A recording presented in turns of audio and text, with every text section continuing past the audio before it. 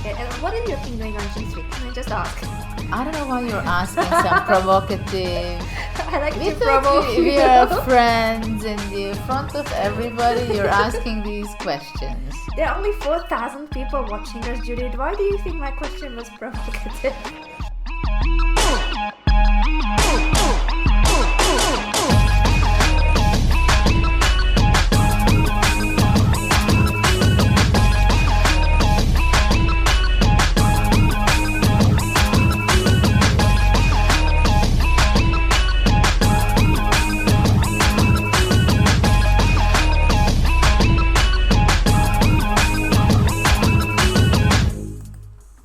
Welcome everybody to a very special stream, and it is very special because the greatest female player of all times is here on Twitch for the first time in her life. Yeah, hi everyone. It's my first time on Twitch, but I strongly have the feeling it's not the last. We sure hope that this is not your last time here. How do you feel about what's going to happen? This is the Global Chess Festival online event. You have 20 opponents from 20 different countries. I'm extremely happy that there are so many people who wanted to play actually, and it is very exciting to play online for me, a simultaneous exhibition, as it is quite different to play on screen, and it's not you who are going to the board, but the board comes to you. Yes. So it's kind of strange, I think, but I'm ready for the challenge. We have seen the reasons why everybody wanted to play you. We have had almost 800 applications, so it was very difficult for us to choose, and Judith had to go through so many profiles why everyone wanted to play. We have 5 continents represented among your opponents, female, male players, young, old, all sorts of generations and different reasons why they wanted to play against Judith. We will introduce them during the Simul. And what I want to ask you before that, since this is your first time on Twitch, is what is the goal of the stream? Because we are also collecting for something. So if you want to tell the viewers, what is your dream? what would you like to achieve with the Global Chess Festival in the future? Well, the Global Chess Festival had 3 years previously. This Saturday, tomorrow, we're going to have the 4th Global Chess Festival. First of all, we have a great event in Budapest where we have thousands of people, visitors. We show the 1,000 faces of chess. But on the other hand, it's not only Hungary where I want to make the event, but I want to inspire everybody from all over the world, as I know and I experienced it, that there are so many millions of people connected to chess in many ways. So I would like to inspire different locations, different countries to organize their own event on the same day. And actually, we have fantastic numbers this year. Tell us about the numbers. It's around 250 connected locations for tomorrow, all around the world, nearly 20 countries. That is impressive. That is impressive. And as Judith said, the dream is that there will be many, many countries. Actually, you said that by 2025, you would like to have 5 million people playing chess on the same day. Yeah, it's kind of tricky whether we can consider it as it's a lot or very little. When I was this year in China for the summer, and actually they are very serious about making chess popular. When they heard this number, they were like, wow, you're so solid with these numbers. Solid? So, yeah. Maybe in China it's a bit of it's a few people, 5 million. Well, actually they made a very strong step. As They in did. summer, they wanted to connect already to the Global Chess Festival, but I told them that it's one specific day. So we made the Global Chess Festival China pre-event. And this year, for tomorrow, it's not only the Chinese delegation is coming over, but also they have actually 200 venues where they connect with their chess event. 200 venues only from China. Yeah. That is really a big step from their side, and they are the official partner this year because of having so many locations. Plus, they introduced your educational program in primary schools in China. Yeah, this was a very big step, as we were discussing it for years, but after nearly 3 years of discussions, they decided, and we made the big step. I was in China, and from this autumn, in the Chess Ivy clubs, they teach our educational program, Chess Palace, but also it's going to be implemented in the public schools later on. So they really have great goals, and they are very enthusiastic and passionate about it. So seems that they are good partners. And this is what you hope to see from other countries too, other venues, organizers, chess clubs, anyone who wants to join Judith's initiative. It's every year on the second Saturday of October. So every October, the second Saturday is about celebrating chess. Absolutely. And I would like to highlight also another country who is very serious about it. It's Holland, where they have actually 8 different locations connected to this festival. And we have great support from Marleen, the chairman of the Dutch Federation. And there is a very special venue, a very small island. Sorry that I don't try to announce the island's name, but actually there is a very simple name for the day of tomorrow. It's Isle of Chess. So this is much easier to pronounce it for me. Yes. It's less than 1,000 people, inhabitants. And from tomorrow on, every child will learn chess. On this island. Yes. The first chess island in the world. Yeah. It sounds amazing to have a chess island. As a chess fan, I think this is what we dream of. Yeah, it's very touchy. Don't you want to live on a chess island where everybody plays chess? I don't know if I want to live, but definitely we have to visit. Certainly we should. Our event now is about to begin. As we mentioned, Judith has 20 opponents from 20 different countries, 5 continents. Are you ready for the challenge, Judith? Are you ready for the games? I'm ready. Judith is going to have an hour and a half on her clock, but she has to be playing 20 games simultaneously, while her opponents, they have half an hour just for one single game. I think we are good to start with the games as well.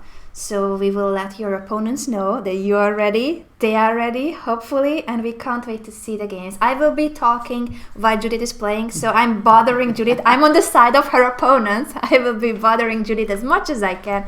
And also I will be looking at the Twitch chat, so feel free to talk to us, ask questions to Judith, and we will also ask her about the game. So I will be asking you about your thought process, what you think about certain positions. Sure. Let's go. I think everyone is looking forward to seeing you play once again since you retired, but everybody loves to see Judit Polgar and her famous attacking chess. So far, 2 out of 2 games I played e4, so I didn't change on my repertoire. I'm going to show your games right now. So I'm going to switch from the European Club Cup, which was my testing board, to your games. So you played e4 in this game against Laures 5408 from South Africa, and against Gerard from France you're playing the Ruy Lopez. You're sticking to your main repertoire. Yeah, so far I'm on safe grounds. Gonna look at the other games. So, this was one knight f3 against Zarelap from Egypt, and another opening 1d4 against Dennis from the United Kingdom, from England. He's one of the youngest participants of our Simul. I'm just gonna go through all the openings so that you guys see every opponent. From Denmark we have Mitch de Rock. The French defense, my favorite opening. Let's see how Judith fights against the French. And Xenia, she has played d4, d5. She's one of our female participants from Russia, but the flag there was different. Piano 724 from the United States. It's another d4, d5. And Elon from Israel played d5 against knight f3. So we have similar openings in some of the games. We shall see in this game what Judith will start with. This game hasn't started yet. I'm going back now to some of her games. What happens on Judith's board, I can tell you what's happening on her computer. Whenever she makes a move, the window jumps, so she gets a new position each and every time. You haven't made your first move yet against back rank Stalemate 1, so he's waiting. Your Japanese opponent, if you can find him and make the first move there as well. Hi everyone here on Twitch. I am reading the chat. I am going to be interacting with you guys as much as I can, and also we are on Chess TV, so welcome everyone to this very special stream with Judit Polgar. As she said, this is the first time she's on Twitch, but hopefully not the last one. Be nice to her and then she might want to come back. So against backrank Stalemate 2, it's a French defense. And as I mentioned, we have 20 opponents from 20 different countries. So many of you wanted to get a spot to play against Judith. 800 applicants from over 100 different countries. We had a really difficult time choosing, and Judith went through some of the profiles as well. So we really tried our best to pick those who deserved it a lot with their reasoning why they wanted to play. I'm going to present your opponents later on during the stream. But for now, I want your first impression, Judith, on the Simul. How's it going? Well, actually, it's blinking all over my board. And I think still some of the boards were not reached move 1. Yes, it's very confusing for Judith at the beginning, because imagine 20 boards opening constantly. As soon as she makes a move, there's another game opening up immediately, actually, automatically. I'm waiting when people start thinking, and then it's not going to be blinking so fast, my board jumping from one another. From the audience, in the meantime, I would like you to try to guess the result. How many points will Judith score today against her 20 opponents? I'd like you on Twitch and Chess TV, everyone, I challenge you to guess the result of today's simultaneous exhibition. So we have a couple of French defenses and Sicilians on the board. I'm going to go ahead as well and introduce some of your opponents, because we have their profiles printed out. I can talk more about your opponents as well. For instance, Loris5408 from South Africa. His FIDE rating is 1551, and he said that he would be honored to play with Judith. He said this actually, that he had been following you on Twitter. So he's one of your Twitter followers. He says that he's an average chess player, FIDE rating 1551, but he likes chess very much. And he has helped his local community in Mafeking, South Africa, to develop chess for almost 30 years. Wow, that's fantastic. They have a website, their community, their chess community, and a Facebook page. They also have organized one of their main events for the 6th year consecutively. He's a retired professional civil engineer, originally from the Philippines, now living in South Africa. And he says, although 90%, I will not win against Judith, but it will be a privilege and an honor to play with her. Thank you in advance. What do you think about his chances? He's saying 90% that you win. Well, I also think that I will win. Is it 90 or higher? I'm just asking. I don't know. I will have to see the game, how we are unfolding the game. So this is one of your opponents, and we are going to be presenting Judith's opponents during this session. Those of you who didn't get a spot, you can also play. We have not only the Simul today, but a 24-hour arena tournament, and we have one of our greatest helpers here, Leonard, who will share the link with you in the chat, where you need to click in order to join the tournament. So 24-hour tournament means you can come and go. People can join now. They might come back 3 hours later. Starting today, it's already started, and you can play until tomorrow, until the end of the festival, to be part of Judith's Global Chess Festival online. I really appreciate this opportunity to be able to have the online event, as I know there are a lot of friends of mine who loves to play online, and I think this is one of the biggest change what chess got back at least a decade ago, that we have online chess, and it's not only about streaming live games, but live happening games, but also online games. And more and more people love to be part of it, and they trust it. So we can see even the top guys, world champions, playing, which I think it's a huge step for chess. That is true. And now you're playing online against 20 opponents. Yes. Yeah, actually it was quite a long time ago that I did something like this. But this moment came again. I'm going to present you another opponent of yours. Senia is one of our female opponents of today.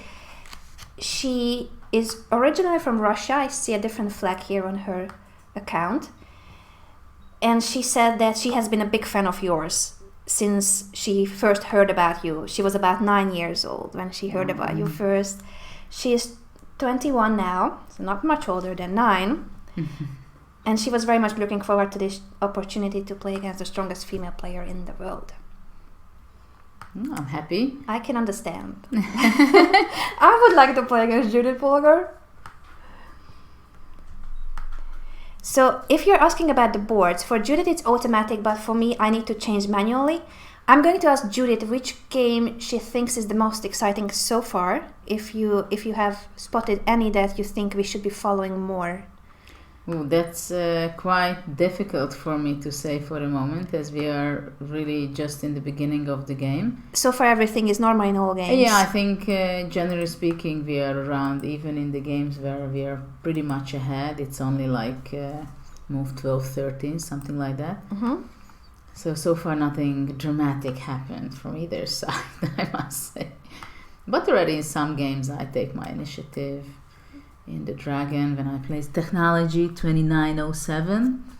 Technology 2907. It seems frightening, and I know Technology is really kind of an enemy in the chess world with all the engines and ideas, etc. But still.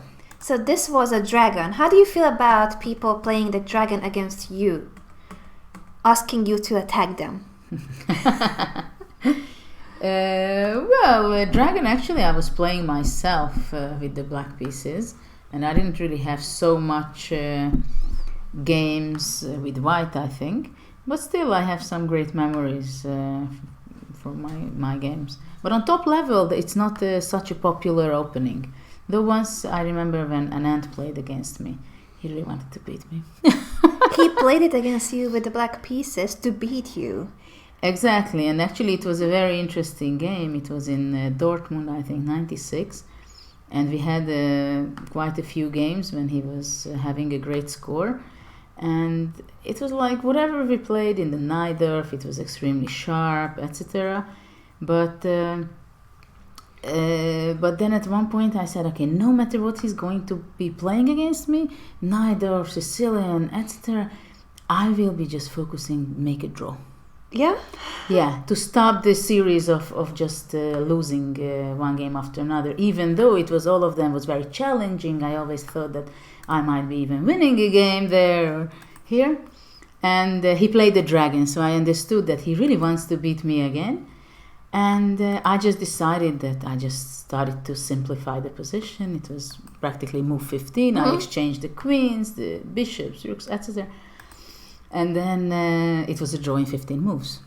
And actually it was a great strategy against him, because after that I won quite a few games. You stopped the bleeding and then you started winning. But it's interesting that it was actually happening against the dragon. Yeah, 15 move draw in the dragon. Yeah, just simplifying things. I'm switching between games so that you guys can see the openings, but we will start talking more about the middle games once the games slow down. So for now, Judith has to make very quick moves because her opponents also play very quickly.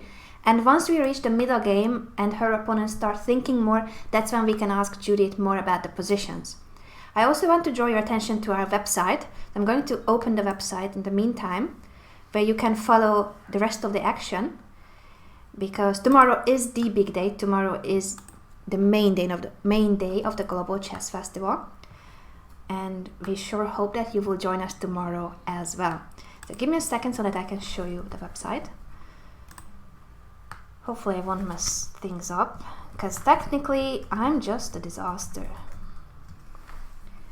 If you still see the board, that's great, and I should be able to show you the website, hopefully with another window. No, it's the board. Yeah, it would have been a surprise if I managed to do it first hand, right? Immediately. No, that's another board. I'll do this manually. Actually, I have quite a few dragon. So most of the openings are the dragon. I've seen the French defense 2 or 3 times, or maybe it was even more. I couldn't count. Would you say that the dragon is most? No, I have I think 2 dragons or so. maybe more. 2 dragons. I don't know, but it's quite confusing that the Yeah, boards are switching all jumping the in a time. fraction of a second, actually. Of course. Not much of a time to think.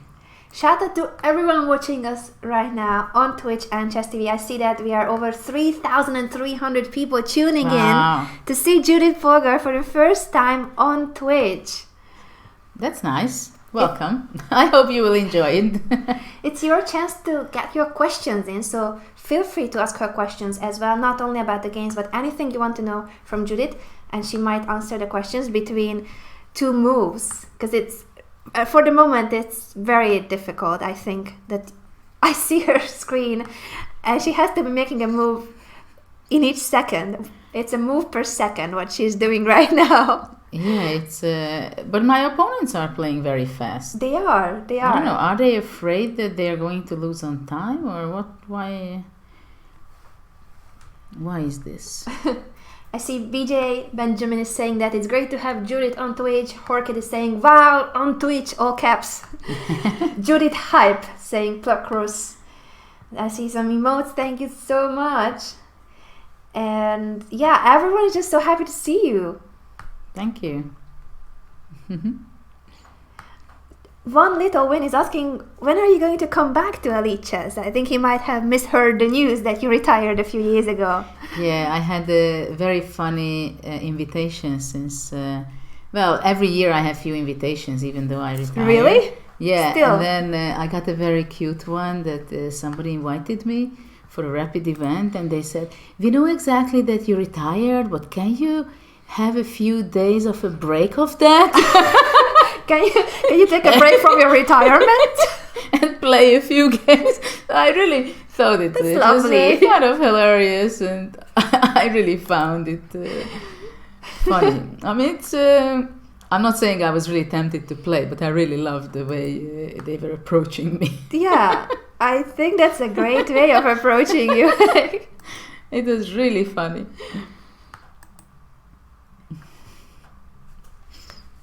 I have a King's Indian also, and I'm on the wrong side. I'm playing it with the white pieces. Oh. So you would normally play it with the black pieces. I see some Hungarian fans of yours in the chat. Chessbase here. Hi Chessbase, how are you doing? And yeah, everyone's finding funny your story about the take a break from retirement. That's a good one, no? Chess Coach Net, hi. He's rooting for you. He's sending his let's go emotes. Super WGM is asking, I guess it's a joke, who is this? I was waiting for Laszlo Polgar. My father is not giving Simuls. But I did see Judith's sister Sofia today, so it is a family event partially. It started out as a family event. If you are wondering how the idea of the Global Chess Festival came to Judith's mind, can you tell us the very beginning of the festival? Yes, actually it was starting out in 2007 with an idea that as my sisters are living, already then they were living outside of Hungary and they were visiting in the summer. So I was playing in a club, and the leader and the sponsor of the club, we were just waiting to finish the match. And then I told him, you know what, my sisters are coming to Hungary. I know you love chess. Why don't we make an event with 100 board Simul? I know that really there are a lot of fans in Hungary who would love to be playing against me and my sisters. And I said, yeah, I said, sure, why not? So we had like 2 months to organize it. And it was a huge simultaneous exhibition. And we did it for a few years, and then somehow I had the idea that I think chess is much more than just having the chessboard out, having the chess pieces. I mean, it's an ancient game with a lot of art, education, science, really a lot of different things in chess. And that's how I started to develop it, to make it more colorful, the event. And 3 years ago, almost 4 years ago, I decided with some of the board members in my foundation and some friends who are very passionate about chess, that let's move on and give it a completely different dimension of the event. And that's how we started. And as I like to put big goals to myself, I think it is something that definitely is not going to be an overnight success.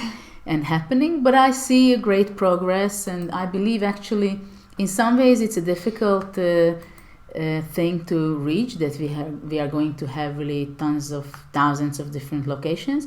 In other hand, I see that it's so simple.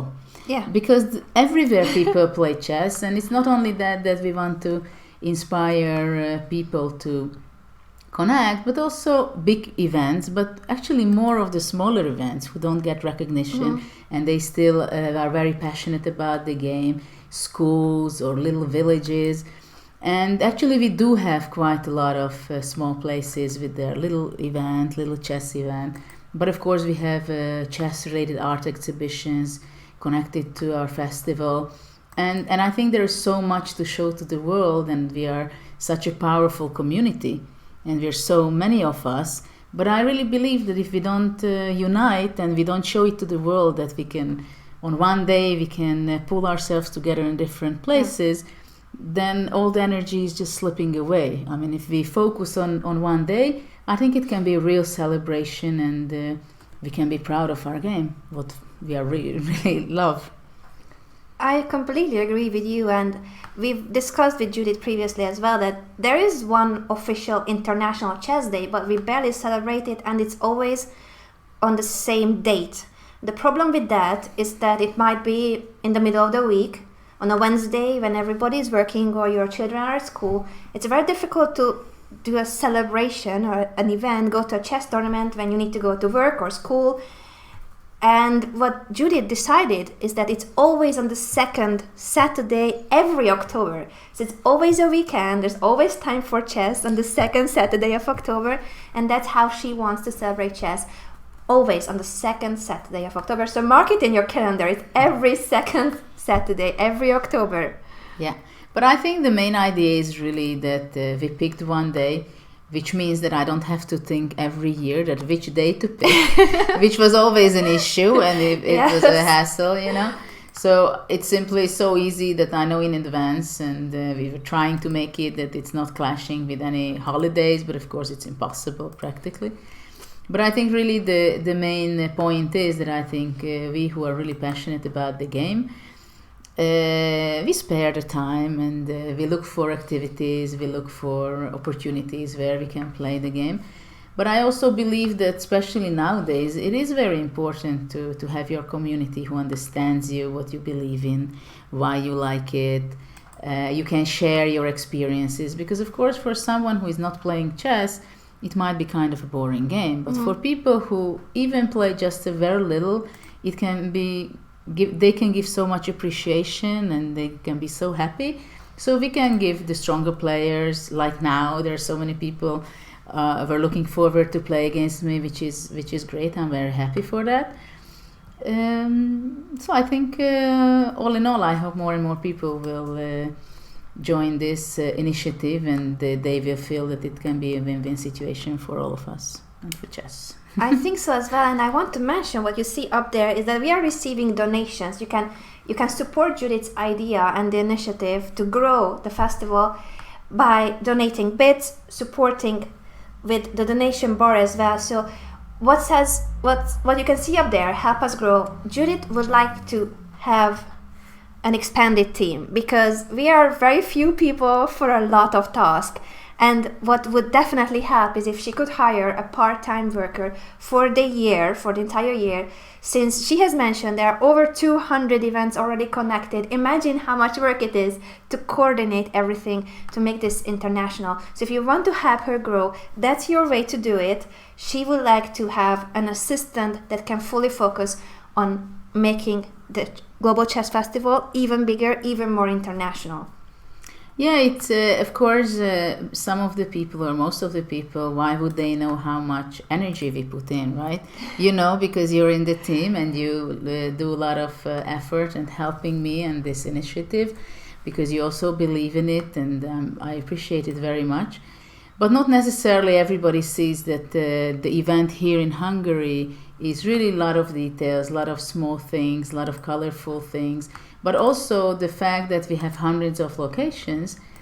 We have to upload them, and we have to receive them.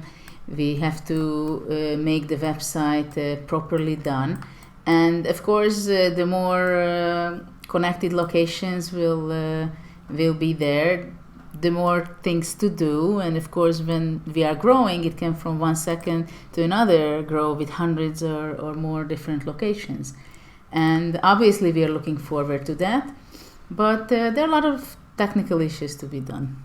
Yeah, mentioning technical issues, if you saw a black screen, that was me, because I wanted to bring up the website. So here it is. This is our website, globalchessfestival.com, and that's where you see all the program, the connected events. You can see if there is a venue near you, you can still check. Maybe there is something happening near your town, in your country. And if there isn't, you can join us tomorrow online by clicking on that live stream button. Tomorrow we will be live broadcasting on Facebook, so that you can see what is Judith up to in the National Gallery of Budapest together with her sister Sofia. We will show you the highlights from tomorrow's festival. But browse through the website, because there's so much information from the connected venues to the Chess Connects Us initiative. What is it all about? Well, and also it's not only that connected venues and those players who are organizing it, they can play, but the other idea is that to make events where anybody can go. For example, in Hungary we have actually tomorrow is a working day in Hungary, it happens to be, but this means that the schools, because it's a school day, quite a lot of school connected with their own chess activities, and the surrounding outsiders, they can also go there and experience the chess activities. And also, actually, we have one of the most famous bakery or sweetery, or I don't know how to say it, Samos, and they will have in 14 different kind of sweeteries chess boards. So anybody who goes there to eat or drink a coffee, they are able to play chess as well. So I think it's already nice that it comes back, that in public places you are able to play a game of chess, and it's spreading. It is certainly spreading. And as we mentioned, the venue for tomorrow's event here in Budapest is the National Gallery in Hungary, which is in itself a stunning building. I'm going to win one of my games. Oh, you're winning one of your... I'm gonna just one move away. Don't make the move yet. We need to catch up with you. Don't win yet, Judith. You have no permission from it's not my move, community. So I can't really give me. You don't have the permission yet to win. Who is your opponent? Who are you going to beat first? That I don't know. In some of the other positions, I'm not very happy yet. But I'll get back to you on that. Let us know when you can. Which game are you going to win first? Because we want to catch up with that game. And you should tell us, before you make the final move, tell us about the game. An analysis of the game. Because we haven't... I don't like my position against Faisal. Faisal? Yeah. I'm going to switch to that to see which position Judith does not like so much. Not so much, just a little bit. A little bit unpleasant, according to Judith. I'm not crazy this about game, my position. Judith with the white pieces against Faisal. And he's a Chess.com staff member, so I hope he knows that... He cannot win. He shouldn't win. He's not allowed. Hasn't Danny Ranch told him about the rules?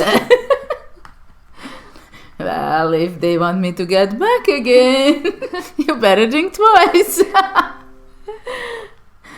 hope you haven't won your game yet. No, I'm still getting other games pop up here. Yeah, I'm also focusing on the Twitch chat. Apologies if I can't always read. I'm trying to catch up with everyone, and I will get your questions in as soon as I can. We hope that the game that's about to finish, we will see the final moves of that game once Judith switches to that board. Well, once it appears again. Yes. I don't know. You're not sure which one it was. Let me try to find it. So you have a Rook game against Abel. Yes. Technology. This attacking position against Technology 2907 is very promising. We're going to check this out, how Judith wins this position. I can blunder mate in two, but I'm not going to do that. In this... Against Abel, Jacobi, against Abel. Jimenez. Oh! Jimenez, yeah. Good try. Good try. Judith is saying that her opponent is threatening Rook A1 check and Rook H5 mate. She spotted it. Yeah. I don't know how. Anyway, G4 is my favorite move. Is it? And now I'm going to sacrifice a queen. What do you think? Oh, let me... Against Gerard, don't make the move yet. 2017. Don't make the move yet. I'm going to catch up. Against Gerard from France. Judith is about to sacrifice a piece. Can you guys try to guess the move? You have 3 seconds. 3, 2, 1. And the move is... Though I'm not sure I should. Oh, maybe she will not sacrifice after all. But probably there is a better move, but let's have fun. I took on e5. Whoa! She's sacrificing her queen, ladies and gentlemen, for several minor pieces. This is going to be an exciting game. Why did you decide to give up the queen? I like challenge, art, beauty, and I hope that I'm going to be better than my opponent. So I can afford it. It might even be good, but I'm not sure about. Maybe it's too optimistic. It might be too optimistic. We shall see. But this is certainly one of the most exciting positions we have against Gerard from France. As you know, 20 opponents from 20 different countries, 5 continents represented.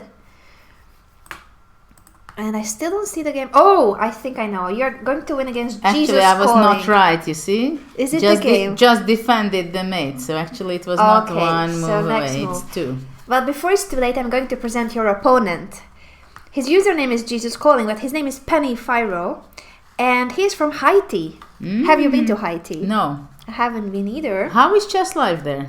Well, it seems that he was very enthusiastic to play, because you would be the first grandmaster that he plays against. So I guess it's not so easy to get a game against grandmasters in Haiti. He said, as a reason why he wanted to play, amazing and inspirational player whom I admire greatly. That's what he said about Judith. And he also added, I hope our girls here in Haiti will be inspired by her and her sisters to become the first grandmasters in Haiti. That would be wonderful. So I think by winning this beautiful game against Penny, you are definitely inspiring girls to pick up chess. I hope so. I would love to see more girls playing, not just in Haiti, but in every country. Absolutely. That's always a big issue, why there are not so many girls playing. And it's always a question. Yeah. And you are also an ambassador. Can you tell us more about your role as an ambassador, a 50-50 champion? Yeah, it has the Planet 50-50 champion by the UN. I got this title in 2016. And practically they were looking for champions, sport personalities who achieved in their own field something where it's very much male-dominated sport.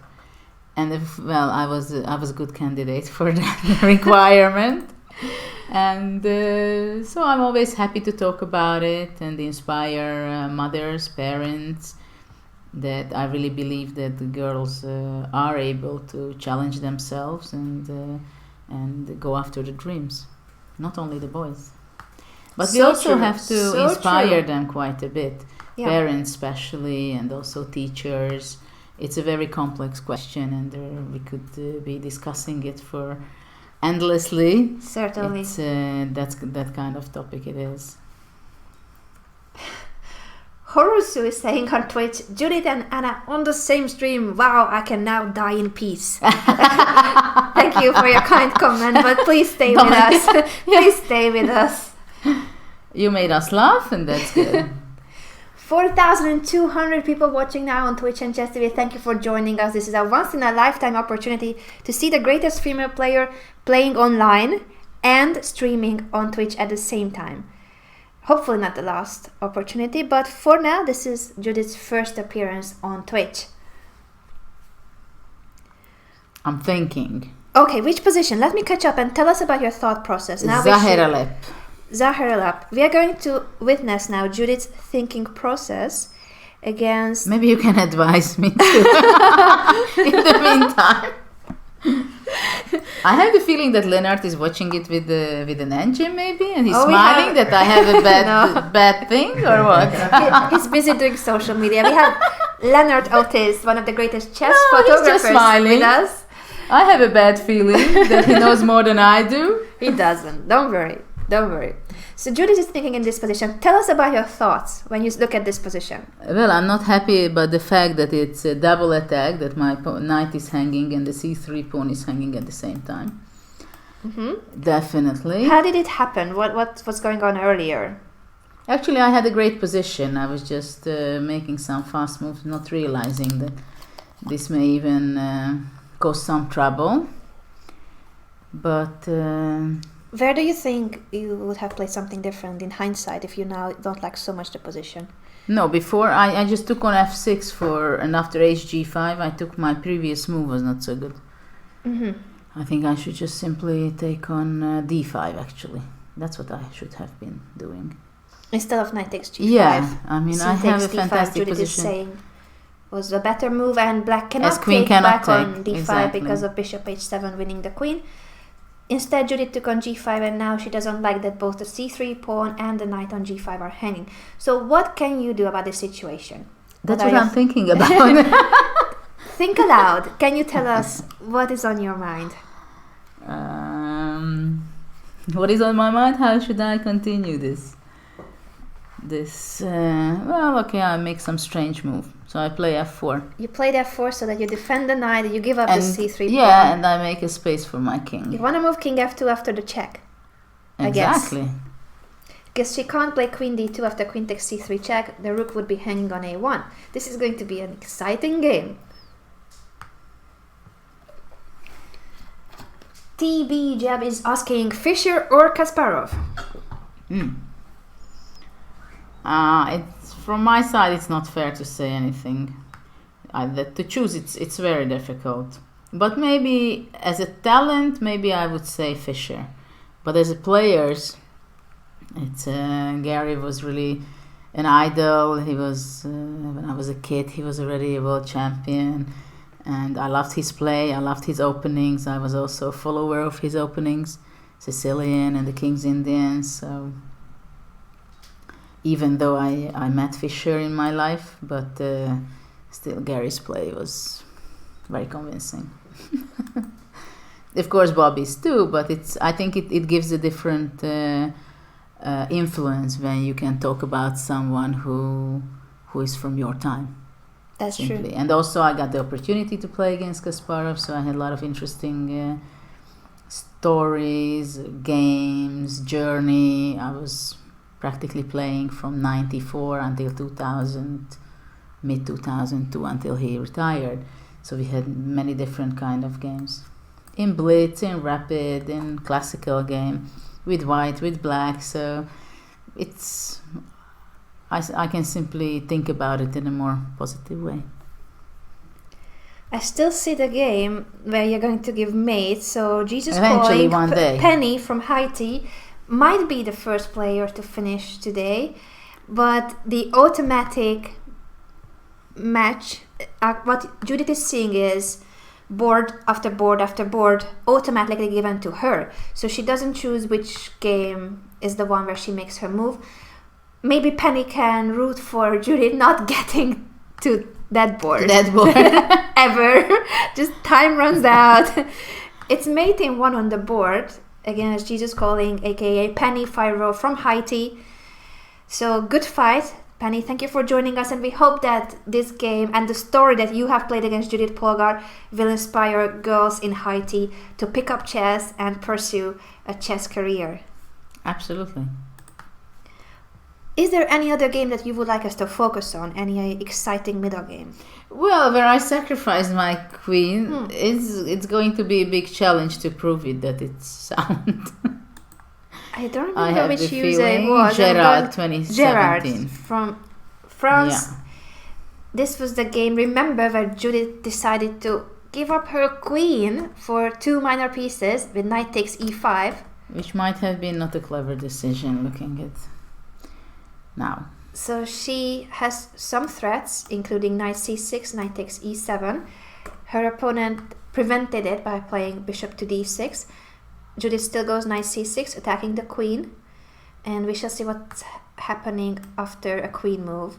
Queen c8 is not recommendable, Gerard, if you are listening, because of knight e7. And why are you telling my opponent what not to do? Maybe you have to mind your own business, don't you think so? They're not listening, don't worry. Oh, no.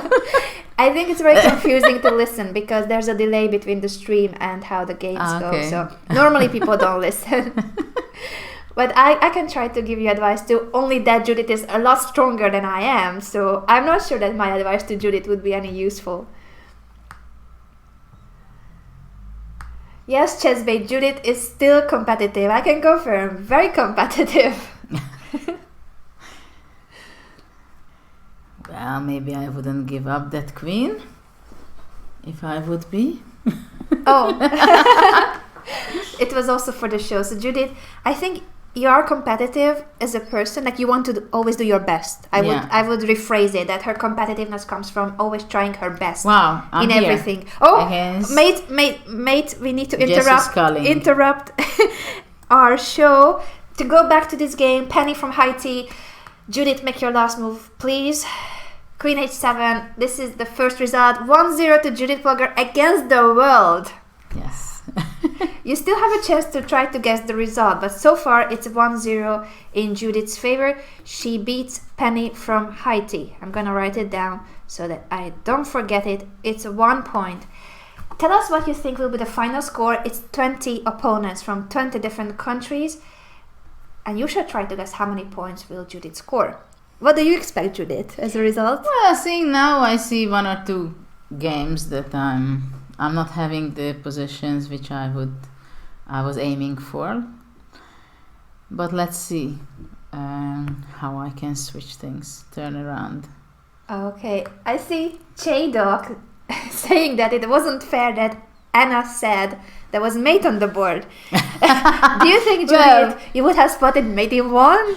I retired nearly 4 years ago, but this works, trust me. Judith and tactics are the same words. So if you're guessing whether she would spot any tactical element on the board, you don't know Judith very well. I am left-handed, yes, if you see me holding the pen with the left hand. That's why I'm clumsy with the right hand. Judith is using a touchpad, by the way. If you are wondering what kind of mouse she's using, it's a touchpad. Yeah, probably because I'm not used to playing on the internet. That's the main reason. But if I will do things badly, I have the feeling that will be not the reason. You have a couple of endgames already. I see technology has a rating of 29. No. No. But it's frightening, and my position is not good. Let me go to that board and you tell us what you think. Against technology 2907. That must be his objective to get to 2900, but his rating is 1626 on Chess.com, which is a bit more pleasant. Well, seeing my position is not so pleasant. To tell you the truth. Tell us about it. What is it that bothers you? Well, the rook on the open file, the bishop in the diagonal, he's attacking my bishop. Do you need some more to be just explained? To sum up to the viewers, because they want to hear you, not me. Yeah, so this is my problem, but I try to fix it. You place the bishop on g5 because you needed to move it. I have to move it away. And it was in the under future attack. you might want to put pressure on this pawn, or simply you think that this is an active square for the bishop. Well, it's not that I have too much of a choice to make something good. It's like bishop d2 and you bishop have to do f4 something, were right? alternatives. The one move threat doesn't really go with Judith, so she doesn't play moves like bishop f4. Maybe my opponent will not realize that I'm attacking the rook. No, that's not the elite level kind of chess, is it? To make a one move threat and pray. Yeah. But it was also a reasonable move to make completely. So bishop g5 and technology 2907 is thinking. So Zaporalep did not take my pawn on c3. Oh, he was scared of your king f2. Queen takes c3 was an option. It was not such a dangerous move, but I'm happy. I'm happy that g6 was played. Altesh is saying that Judith has super fast tactical vision and that you are a great commentator at the same time. Thank you very much. I'm going to be the commentator in London for the next World Championship match. Big announcement! Big announcement! Is it the first time you announced this? Yeah, officially, I think yes, but Guys, you've just heard it. You're the first people to know. Judit Polgar will be the commentator in London. Wow! well, probably there will be some more partner, but and actually, I'm very happy. I did once already in New York, 2016. And we've all loved it. It was thank you. It was a lot of fun for me as. Well, I know all the inside out of the top players and all the psychology elements and so on. So I'm very much looking forward for London. We as well. Now that we know that you will be the commentator, look at the hype in the chat. London hype, Judith hype. I will be too. So many comments regarding the World Championship match, and people were asking before already, who do you think will win? It's Magnus or Fabi? Well, I think we are going to see one of the most interesting matches of the last period, quite a long time. First of all, we again going to see players in the same age, same generation. They are very close. But also not only that, but they are the top two players in the world, and they are very, very slim differences in between them in rating points. Of course, Magnus has his experience being the world champion, defending world champion. He's an amazing player. In other hand, it's a big question how he will be playing after his match against Karyakin last time, because I had the feeling he didn't find his ambition so much. But that time Karyakin was number 11 in the world. True. But now it is really interesting that I was commentating in Berlin. And it was maybe round 2 or 3, and in an interview, I think Magnus was asked whether who does he think going to win the candidates, and who would he like to be playing. He says he would like to play against the best, and he thinks Caruana will win. Yeah. So actually, he's really looking forward for challenges and to make him a difficult situation. It resonates for me with the same story when Kasparov was always looking for a challenger who can really give him a hard time. He found one, Kramnik, and he lost. Which it doesn't, of course, it doesn't mean that Magnus would lose his title, but definitely it's the biggest challenge for him. And I'm sure he's preparing very hard. But of course, we can say that Fabiano is extremely motivated. And it is a chance of his life. I'm not saying he will not have another chance. But after all chess players, this is the dream and it's there.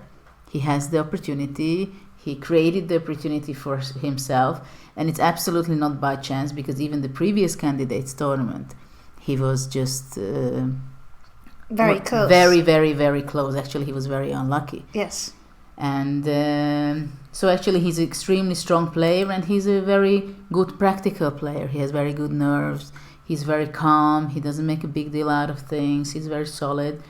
So I think it will be really difficult for Magnus to crack Caruana. So I'm really looking forward if I'm going to really be there close. And now we know that you will be very close to the players. The players, and to see every minute of it and follow it and how the game unfolds.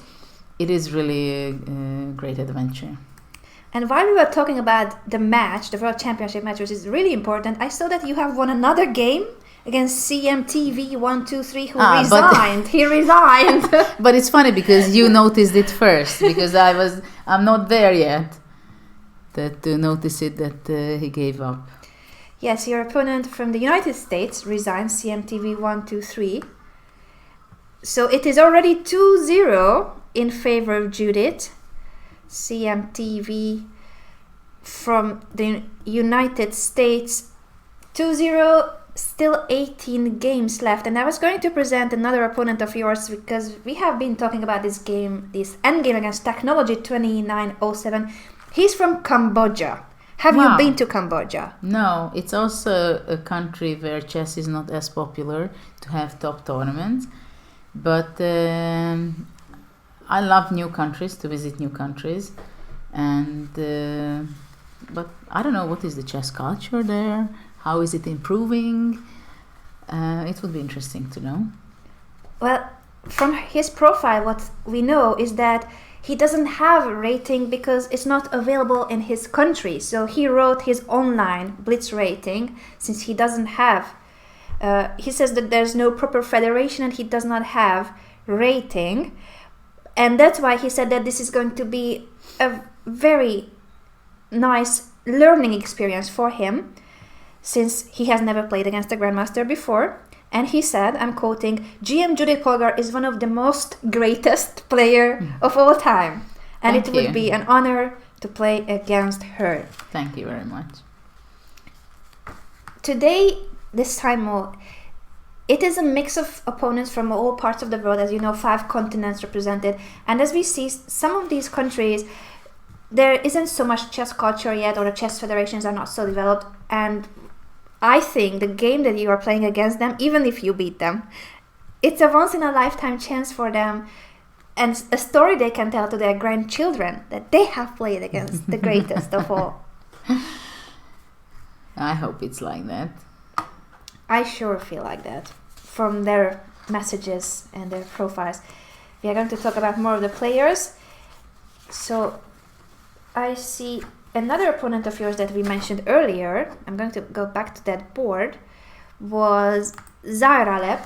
Zayralep is from Syria, and he also doesn't get much chance to play in Syria. He said that there's a really low chance to play against a Grandmaster in his country, and it's a lifetime opportunity. The same story, that he's saying that the federation in his country is heavily underdeveloped, and he has never played against a Grandmaster over the board. Having the opportunity to play against Judit online is already a lifetime opportunity, as he mentioned earlier. Yeah, this must be difficult in countries and in cities where there is no big chess life, when you love the game and you would like to be more serious about it.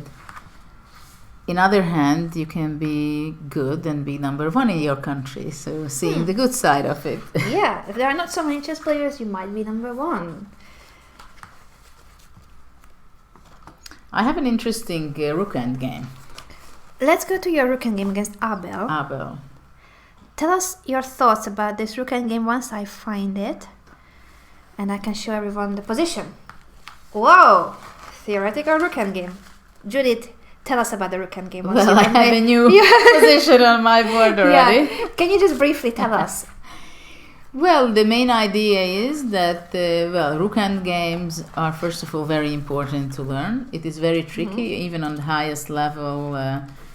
It's extremely difficult to find endgames which both players would be playing the perfect moves. There are mostly a lot of mistakes, a lot of opportunities, missed opportunities. And but I have the feeling that it should be winning, because my king is front of my pawn and the black king is on away from my pawn, and most likely I will not allow the black king to go front of my pawn, because then it would be a draw. And also my rook on c7 is very strong to cut off the black king, and my plan will be to queen my pawn. That's Judith's plan. That's my plan. I'm not hiding it. Let me present Abel as well, as we are talking about this game. He's from Mexico, and he has been participating in the Global Chess Festival with parallel events. As you know, you can join with your own event on the same day of the festival. So he and his chess club in Mexico had been organizing, and are organizing this year too, an event on the 13th of October. He said that they have organized already 2 tournaments on the day of the Global Chess Festival, and he has always wanted to get to know Judith in person.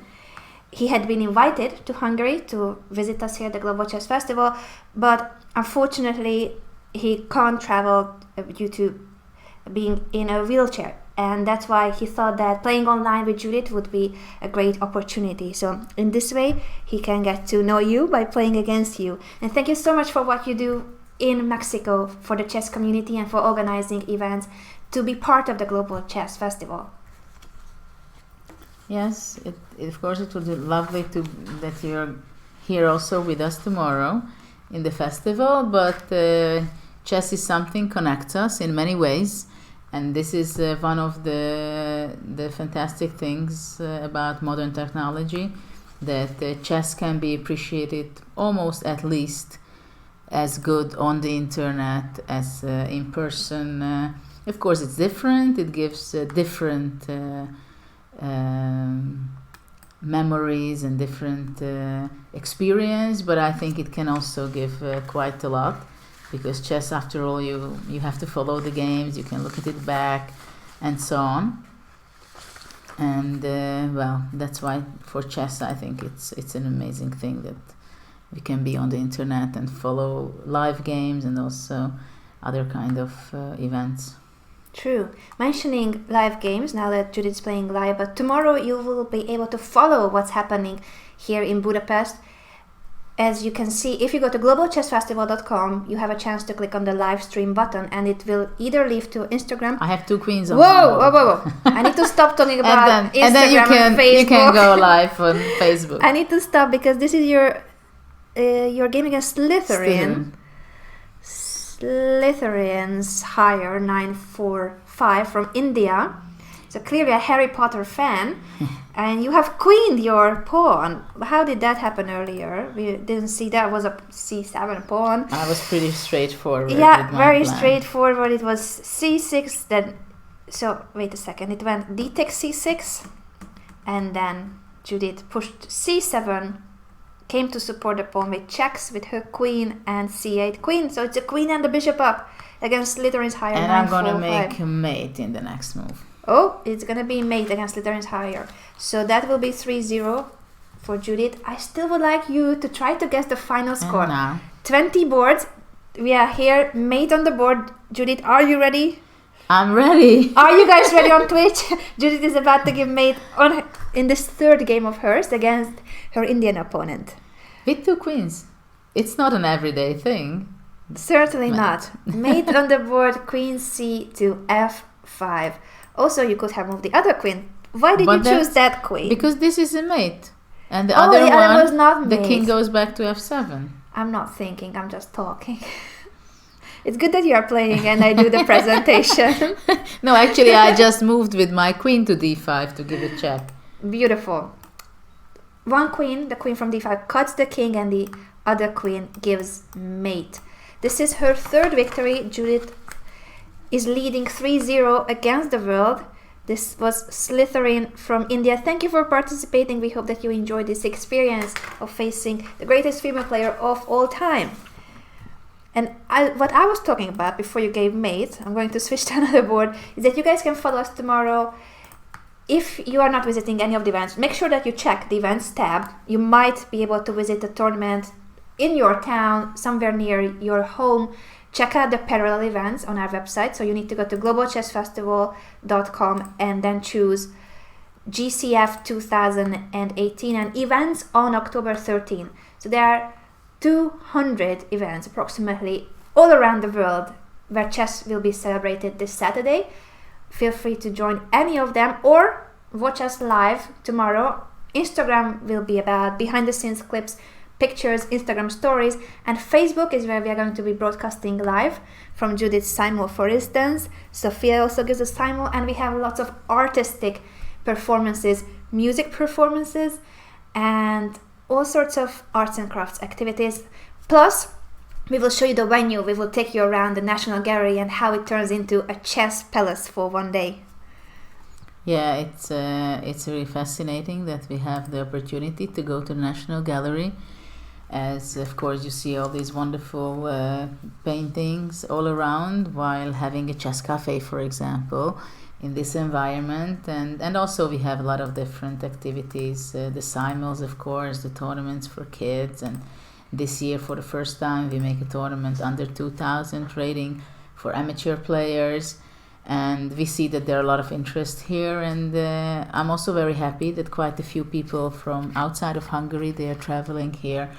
I mean, even from far distance, from India, from Chile, and last year we had people from Mexico, and of course from Europe, from England, Spain, different, and also even we have people regularly who comes back every year, within Hungary of course a lot, but even foreigners, time to time they give me a message on Facebook or on social media that they're looking forward for the next event, and of course it feels very good that they're happy once they visit us.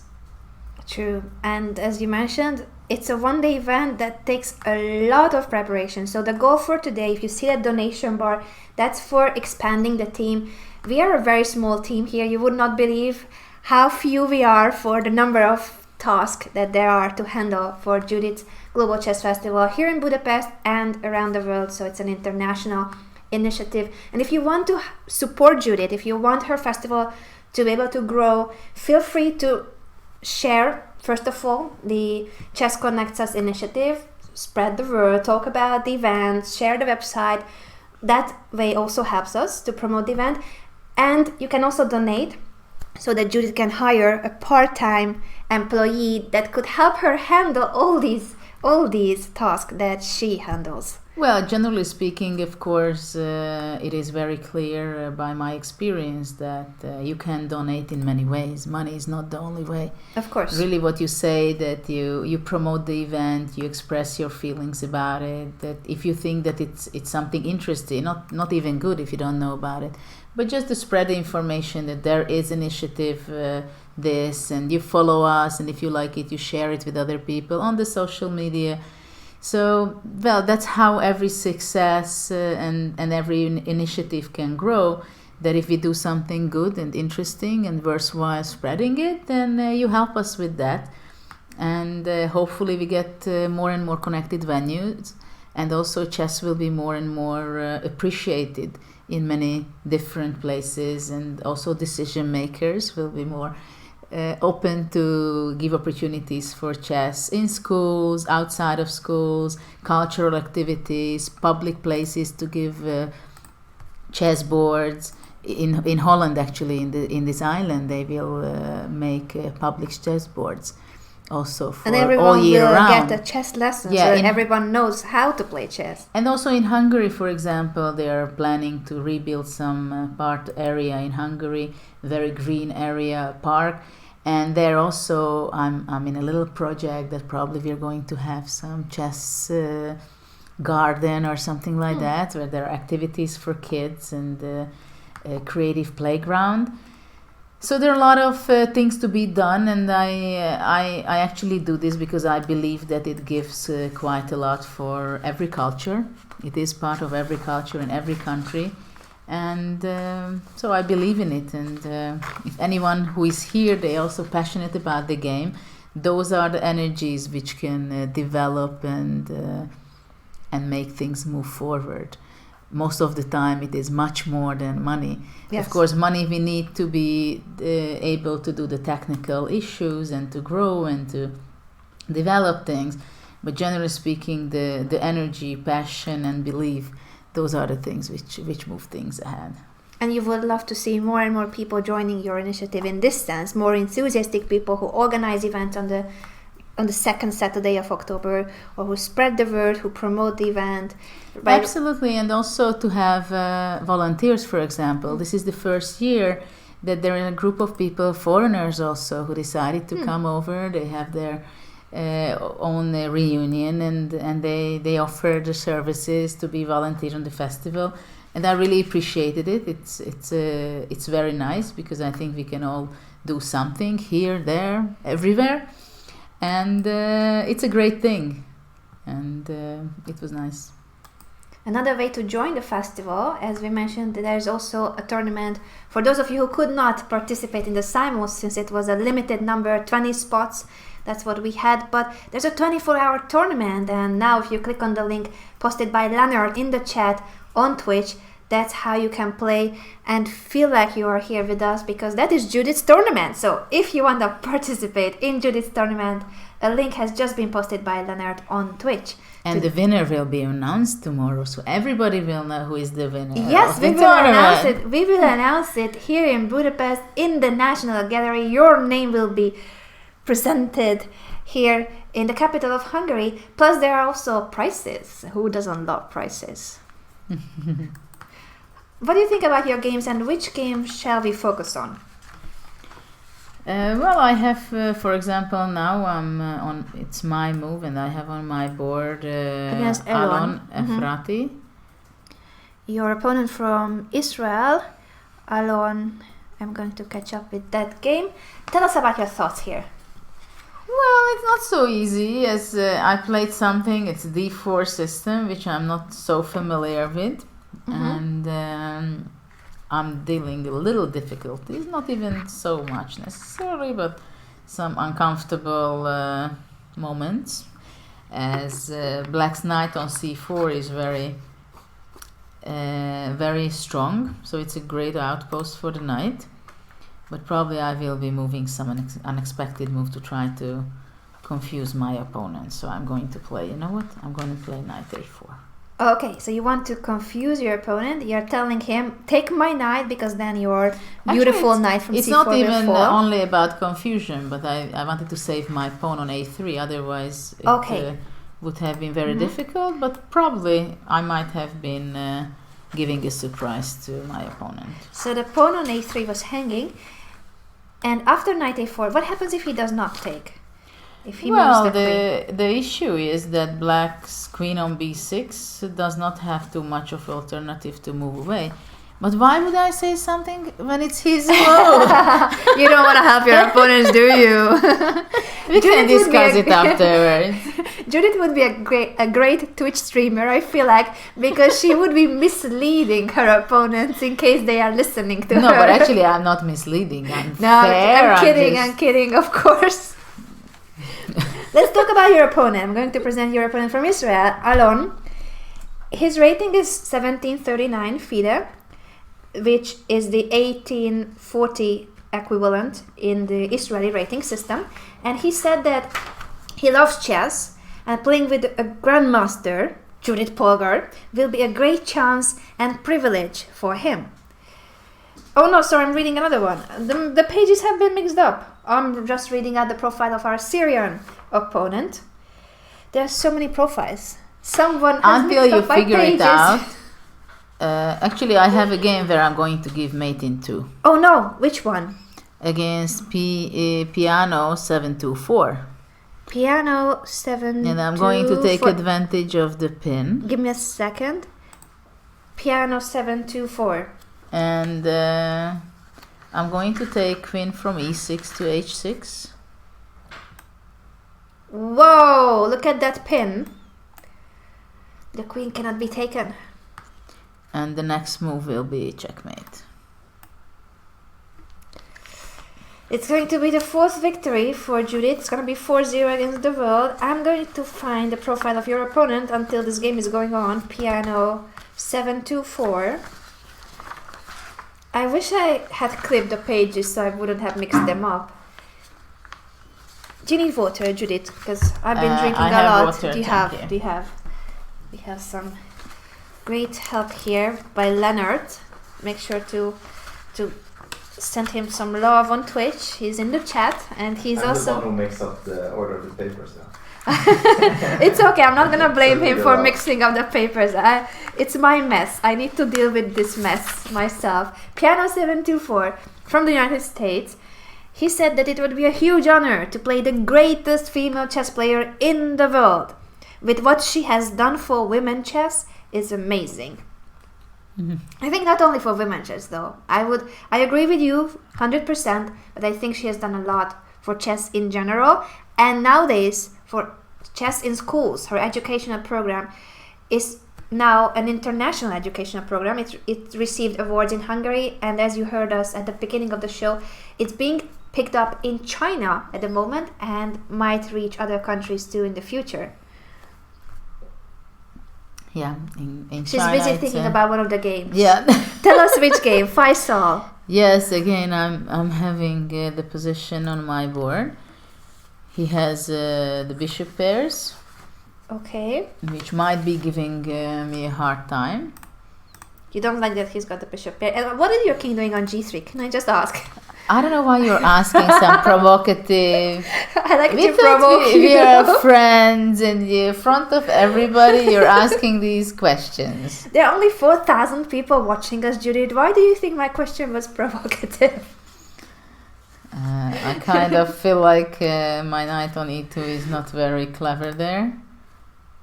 But I have a great bishop in c5. Yeah. So I can't complain about that one. Alright, so we have one great piece, the bishop on c5. The queen on f4 also looks active. Reasonable. And you're protecting your e5 pawn, which is now more than needed with the king on g3. Yeah, but now I'm going to simplify, I think. Okay, how are you going to simplify the position? I'm going to simplify with e6. Whoa! Judith is pushing e6 so that she can force the trade of queens. She's threatening e takes f7 and the queen is hanging. So the most natural move would be queen takes f4 for black. What's going to happen in that endgame? I have other rook endgame actually. Tell us about it. Well, which game when I get it back, okay. I will let you know. Let me see always the same game where you're making a move so that we can hear your thought process. You're going to make a move against Mitch de Rock from Denmark. Tell us about your thoughts here. I have to create something because otherwise it's not... I don't have a real advantage, but I'm looking for it. So I played bishop a6 trying to exchange the pawn, the bishop. You want to trade. You don't like to play against the pair of bishops, do you? Even though the pair of bishops here are not so strong necessarily, because my c3 pawn defending the d4, and this is why the h8 bishop is not so strong. But once it can be when the position would be open up. And then we have this endgame, rook endgame against... We always go back to technology 2907. Technology 2907. We are back here again and again. Your opponent from Cambodia, as we mentioned, we both would love to visit Cambodia. We haven't been to Cambodia.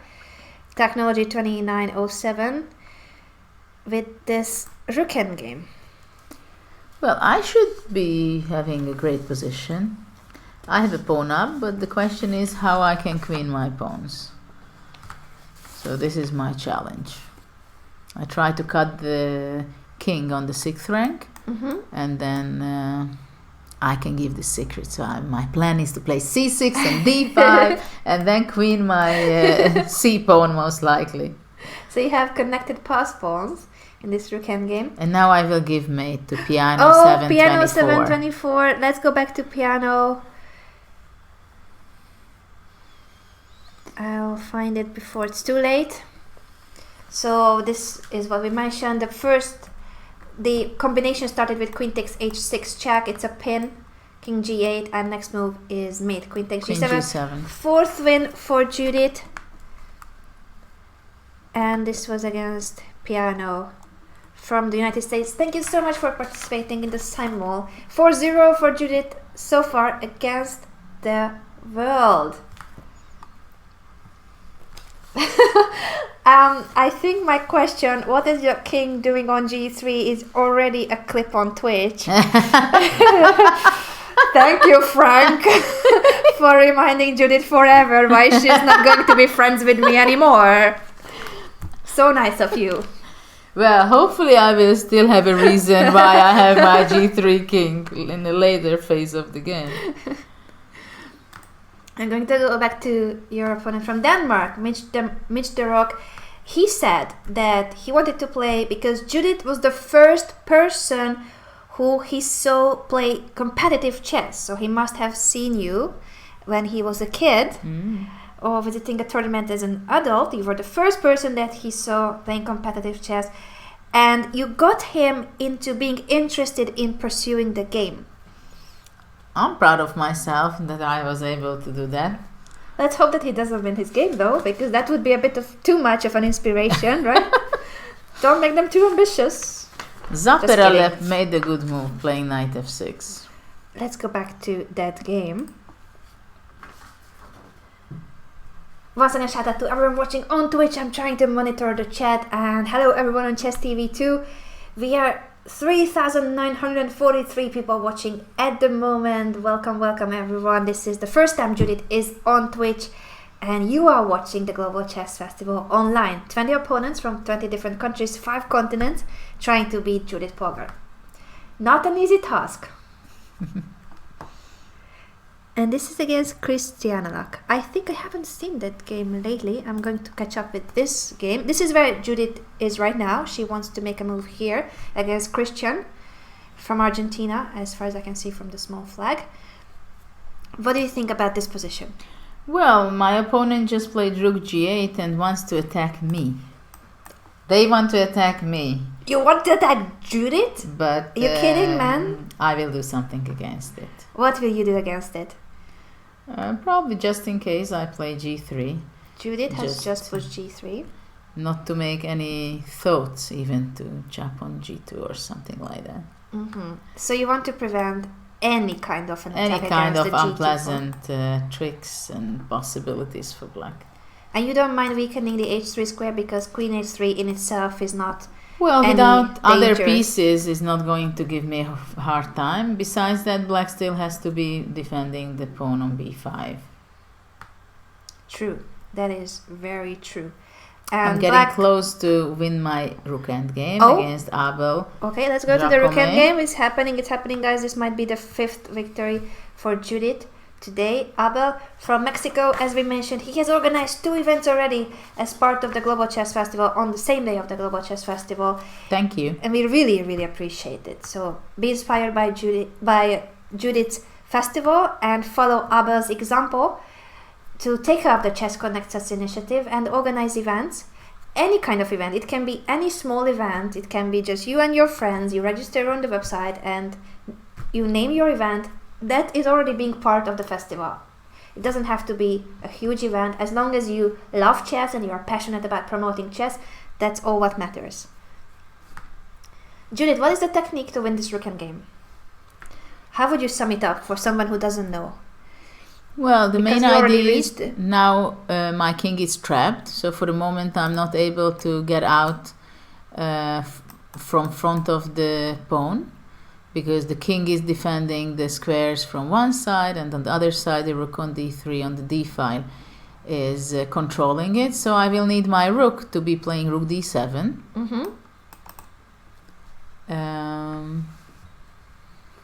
Probably that will be winning, but actually I can go rook a4. Yes, because with Actually, rook a4, that would be the traditional way of winning. Yeah, bridge building. Bridge building. You give a check first, chase the king away, and then you can move your king out. And when I was a kid, I learned that there are 2 spots, there are 2 places under the bridge, so that I would remember that I need my rook here, and there are 2 spots for the king right under the bridge. Any other interesting middle game that you would like us to talk about? Actually, I'm now with Gerald 2017, where I sacrificed my beautiful queen. In exchange, I got beautiful knights. Gerard, the queen sacrifice, not the exchange. Queen sacrifice against Gerard. That was happening earlier. If you're just catching up with us, Judith played knight takes c5 in this position to give up her queen for 2 minor pieces. And the current position is this. What are your thoughts here? I'm missing my queen.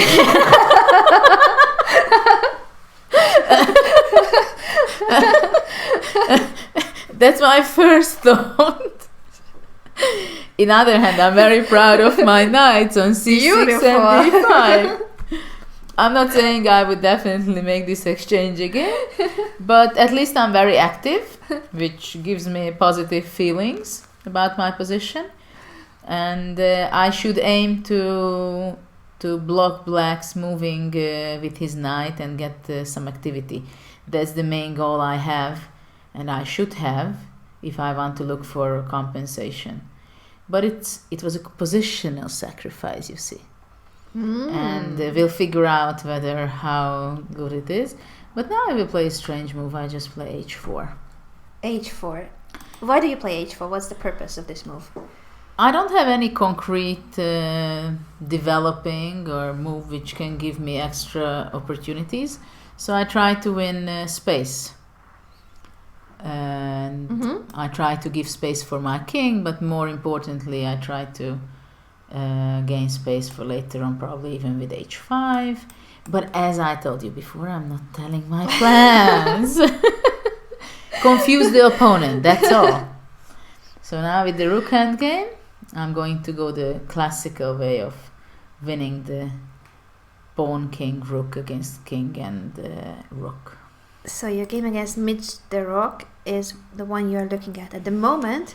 It is pretty balanced, but I think the h8 bishop is not so. You prefer your knight. Good. I prefer my knight. Of course, I would prefer my knight being on c6 at the moment. Certainly. That's where I would vision it, that it would be a good square. Well, I'm quite far away. It seems like an overseas flight, no? An overseas flight. I like the way you put it. You need to take a ticket to New York from Budapest. Then knight c6 happens. So I do something. I give up on that. But still, it's a better piece than the bishop on h8. And you have traded. In this game, if you guys remember, there was a bishop on b7. So what Judith did earlier was to play bishop a6 to trade the better bishop of black. And now what remains on the board is this poor piece on h8, which he already mentioned that is not such a good bishop because of the pawn structure. So b2, c3, d4 are all taking squares away from this h8 bishop. And you have pushed a4. Tell us what's the purpose of a4. Well, similar than in my other game with h4, playing a5 here and trying to break up the king, the queen side, but front of the king, the pawn. And well, of course, it can also give weaknesses for me, but I hope that it gives opportunities. You believe in opportunities and not difficulties. Yes. That is the way. You should be an optimist. a4 with the idea of a5 and maybe even a6, depends on what happens after a5.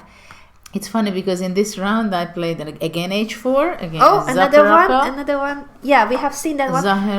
That's the famous why your king is on g3 game. No, this is another one. Oh, is it? Do you have two positions with the king on g3? Yeah, here I'm safe, but in the other one it's not so much fun. Okay, I didn't realize that there are two games. So it is really the question of the day. Why do you place your king on g3, Judith? It just happens to be there. It landed there. Anyone wondering about the donation bar up there? That's how you can support us. If you want to support Judith's festival to grow, her idea would be, of course, to expand the festival in the coming years. Her dream is to have 5 million people playing chess on the day of the festival by 2025.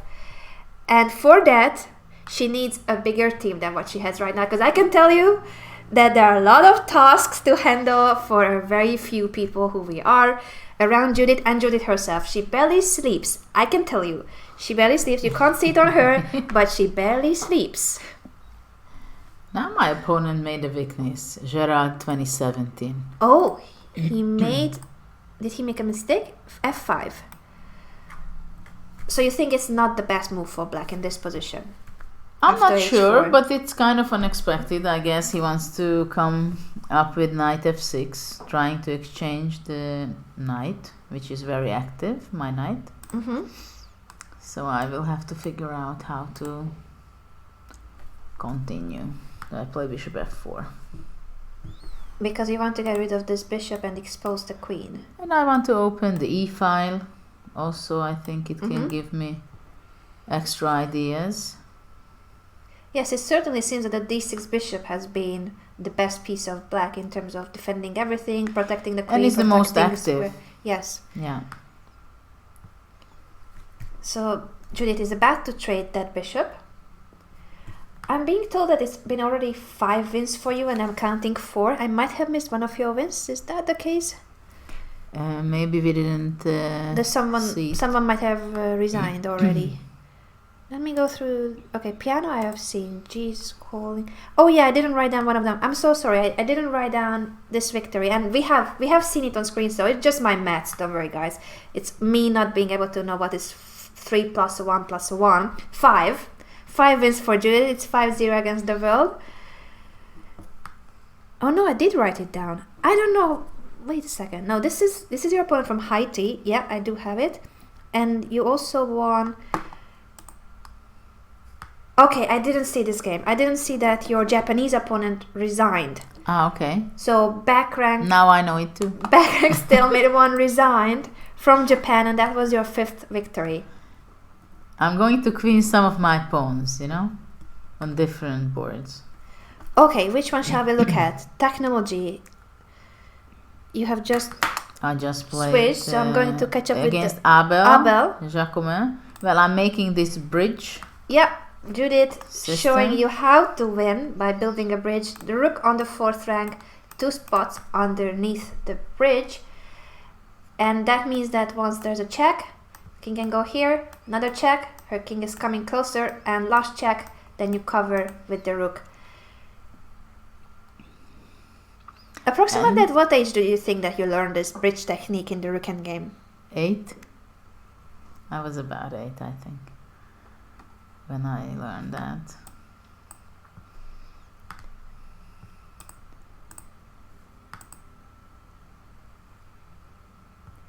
Yes, to the question how these people were chosen, how these players were picked, we received 800 applications from over 100 countries. It wasn't an easy task to choose, but we had to. We wanted to have 20 different countries participating. So first of all, we needed to have all 5 continents represented. And we also looked at the reasoning why people wanted to take part of Judith's online simultaneous exhibition. So you all had a chance to be one of the candidates, but we needed to cut it down to 20 from 800 applicants. I understand everybody wants to play against you. You know that I have never played against you, I think. Or did I? No, maybe I did a Simul. No, I can't recall. Maybe I should have when played, you were right? little, or? I think I must have played against you. But not since I became older. I mean, you stopped playing women's divans at the age of 14. 14. And So- actually, I played 3 women competition in my life. Yes. The Olympiad twice, which we both time won, and once the under 16 world championship. Those were the 3 events. women's events in total in your life.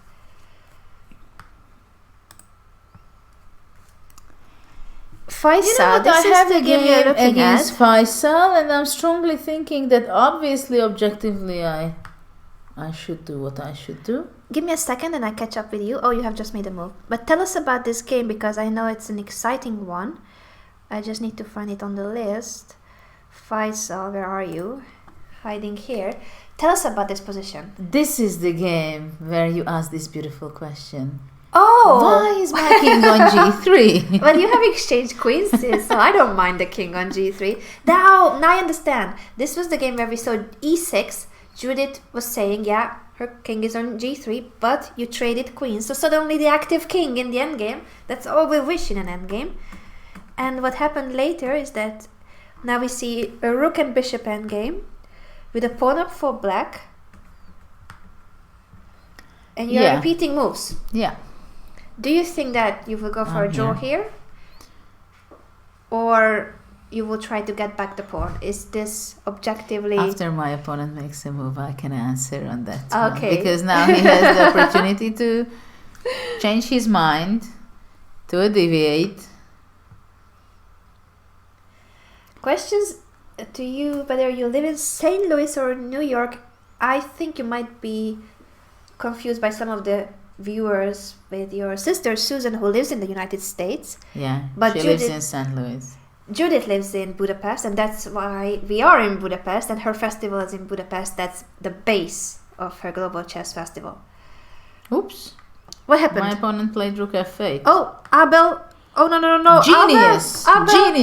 Genius! Wow!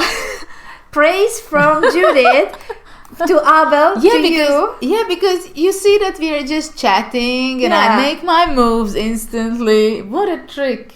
Rook F8 I looks love doing like a these mouse clip. things. Oh. Yes? Yeah, So you're proud of if I Abel. would, if I would see it, I would play it probably. Explain to the viewers why this Rook F8 is such a cool move. Because if I take with the pawn and I grab the rook on f8 and become a queen, it's a stalemate and my opponent would save the game. So because I'm afraid of my mouse that I will not be able to choose the right piece, I'm going to play rook h4. Yeah, what if she has auto promote?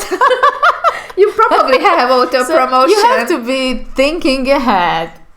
Wow. She might have had other promotions, so she plays Rook H4 check. Clever. This way I'm going to win the game. Well, that was a beautiful move, and you got the praise. You got the praise from Judith herself. So you say that you have played moves like this I love in your this. career. Actually, the best this kind of move I played, but that actually was sound, and I saved the game. Up to today, I believe it's kind of a miracle of my game, which I played in Biel against Grischuk. Check that game out. What year was that? That's a good Approximately. question. 2000 something, 3, 4. I'm not sure about that. I was just dead lost. 2 connected passed pawn, a knight against my knight and kings, and I saw an idea of a stalemate. I said, okay, I just have to try it, and I went all the way. I tried it. And I just thought it's a joke that just I'm confusing Grischuk, and he was kind of pissed off that I didn't resign the position because obviously he's winning. And he made a move, and after I made this tactical move where I offered a knight and he couldn't capture it because it's a stalemate, he started to think. And I remember very well I was going up and down in the hall. This was, I think, the last game running, and while Grischuk was calculating, of course, I was calculating in my mind as well while walking up and down. And just I was calculating one line after another, and I didn't find a win for white with the 2 pawns. And I couldn't believe it myself, but after he was thinking more than 15 minutes, he had to admit that it's a draw, and I saved the game. Wow. So the next day, some people were saying that we don't understand why did they misprint your game. I mean, they said it's a draw. I say, yes, it's a draw. He said, no, but you were completely lost. I said, yes, it's true, but with miracle I saved it. Actually, it was, up to today, I don't really understand how it's possible, but it is a draw. Well, that's certainly a game to check out, guys. It's Judith's game against Grischuk in Biel, approximately the year 2000. Yeah, I don't remember exactly, unfortunately. Maybe check out that game. Maybe I it want can be to later. see it Maybe myself. it was 2007. I'm not sure. But that was quite a discovery that I saved that game. Wow, amazing stuff. And while you were talking about that game, Abel has resigned, so that is your 6th victory. Abel from Mexico, thank you so much for participating and all that you do for the Global Chess Festival. Abel has organized already 2 events on the day of the festival to celebrate Judith's initiative, Chess Connects Us, and we really, really appreciate your efforts. So nice to have you here. 6-0 against the world, Judith. I'm happy so far, but I have some positions where I'm not so happy. Let's but see I don't one of give those. up so easily. Oh, we Games. know. We know that you don't give up. I'm a little cold, so I have to take a sweater. Sure. A little break, and Judith will be back.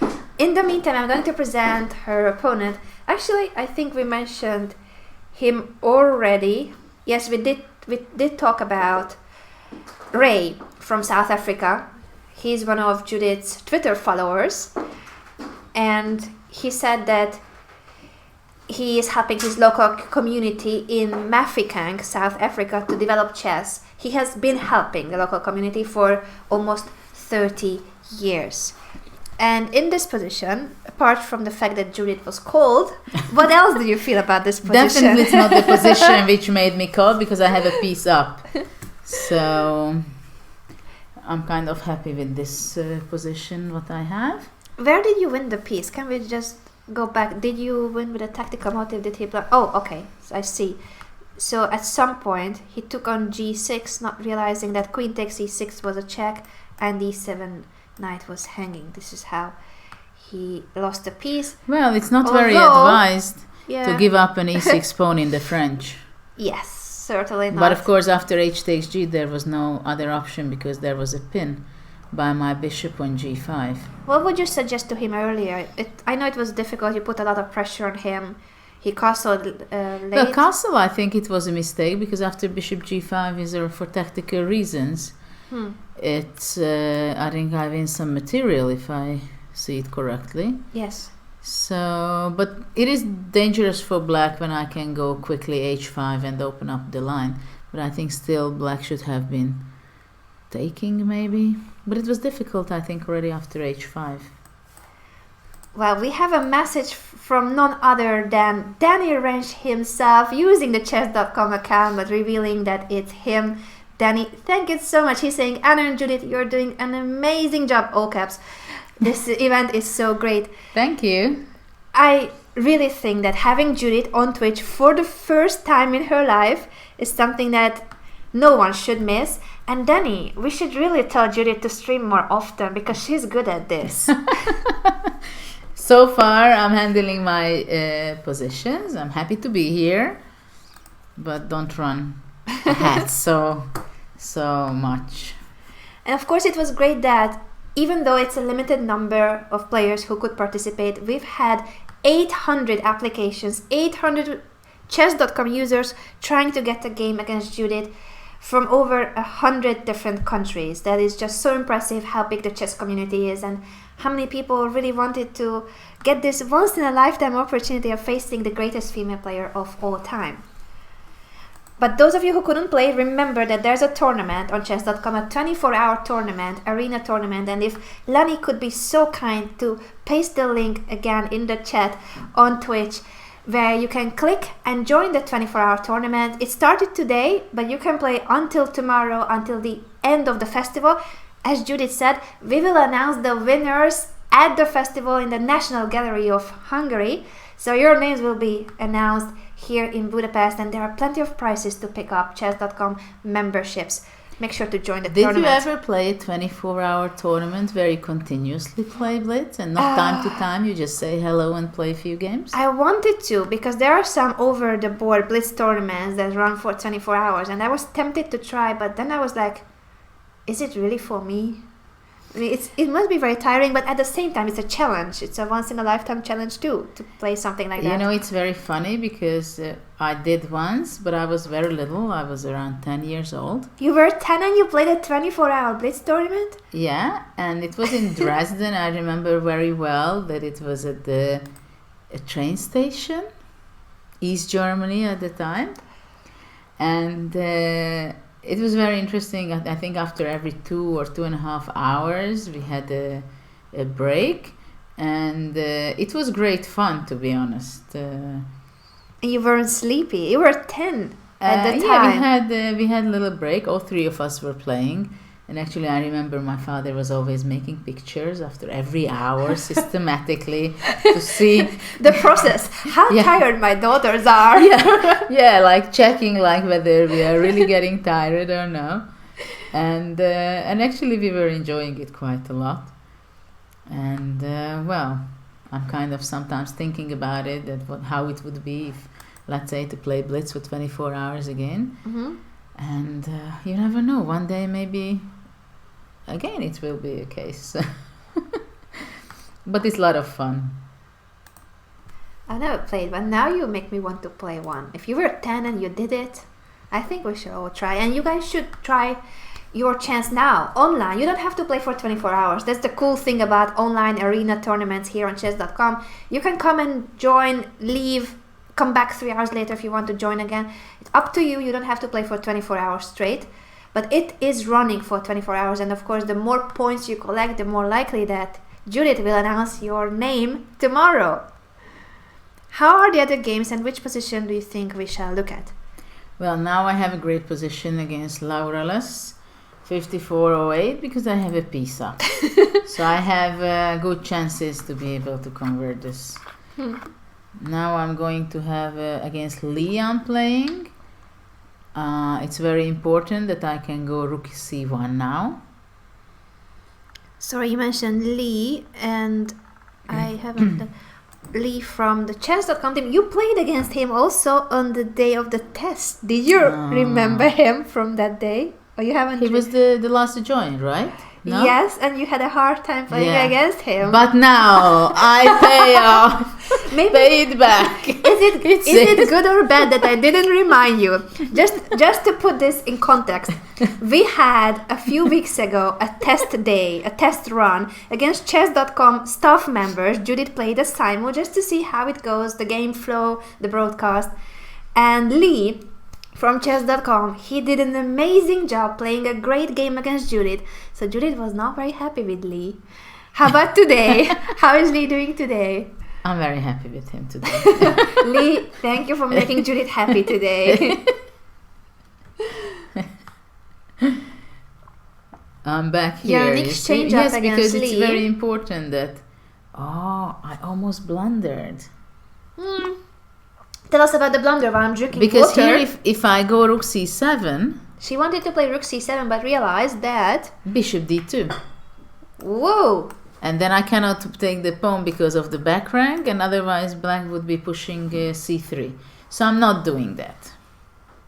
This is what I can promise. She's not moving the rook away so that the D2 square is covered. No, actually I'm going back. Rook D1.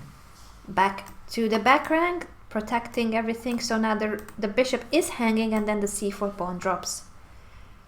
Thank you everyone for donating, by the way. I see that we have already raised $263 and the goal is, of course, a bit farther away, but any help is really appreciated. So I did not see the alerts when they popped up. I'm sorry about that. I don't have the sound on and I don't have access to Streamlabs, but I do appreciate everyone who supports Judith's festival. Our goal is to expand the team. As we mentioned, it's a very small team handling a lot of tasks. This is a huge event, not just here in Budapest, but at nearly 200 different locations in the world. It's an international initiative and Judith wants to expand it each and every year. Leonard is making a coffee, so we hope that it's not bothering the broadcast, but in case you're wondering, that's Lenny and we love him. We have a very brave man, Faisal. 1692. That's his rating, I guess. You see, you were provoking him not to repeat Not moves. to make a draw. I'm so sorry, Judith. No You're problem. a fighter, Faisal. No problem. Let me see the position before you make a move. Let me catch up with you. Just nobody should regret anything. Okay. So, are you happy that he is not repeating moves? I'm not unhappy, let's put it that way. Because I just play Rook A7. Rook A7, And you I are have my own threatening plans. to take The this pawn on A6. with a check. Now, what happens Don't tell my other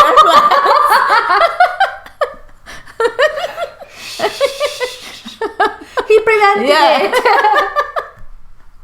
He prevented it. Bishop I didn't say D4. anything. You see, But they know you too well and they know already. you stopped me in the right moment, Judith. Judith was saying I shouldn't tell her opponent that she was threatening Bishop D4 check too, picking up the G7 bishop. But no problem, I take the pawn this way. Now or later. I hope that all 4,200 of you watching on Twitch and Chess TV are enjoying the show and witness that I don't help the opponents, or at least I don't always help them. I got back, an exchange. Gerard. Against Gerald, yeah. It's getting more and more interesting.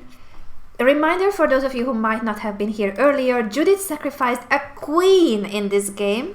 Earlier, she just decided, why not? 2 minor pieces for the queen. And the current position is that she got, after this trade on d6, you were saying that the d6 bishop was very active. Actually, I'm running out of time, but I can explain that after knight f6, Yes. bishop d6, Yeah. and if black would be taking queen d6, I can trap the queen. Just moving the knight to f4, for example. Wow. You see? What a position. I was hoping for that. A queen on d6, a centralized queen, has nowhere to go. This would have been so beautiful. Queen takes d6, visualize it, everyone. Queen takes d6, knight f4. Actually, I can jump with my knight almost everywhere. E7, Yeah. E3. All B4. squares are covered. I have Yeah. never seen a position like this. That a queen in the middle of the board has nowhere to go and the rook is protected. That would have been impressive. So he took back on d6 with the pawn, and after knight b6 it's a fork. Judith picks up the rook. It's now a rook and a minor piece for the queen. And the game goes on. How are you doing in terms of time? You have 17 minutes left, 6.5. 16 and a half. You should not disturb me now.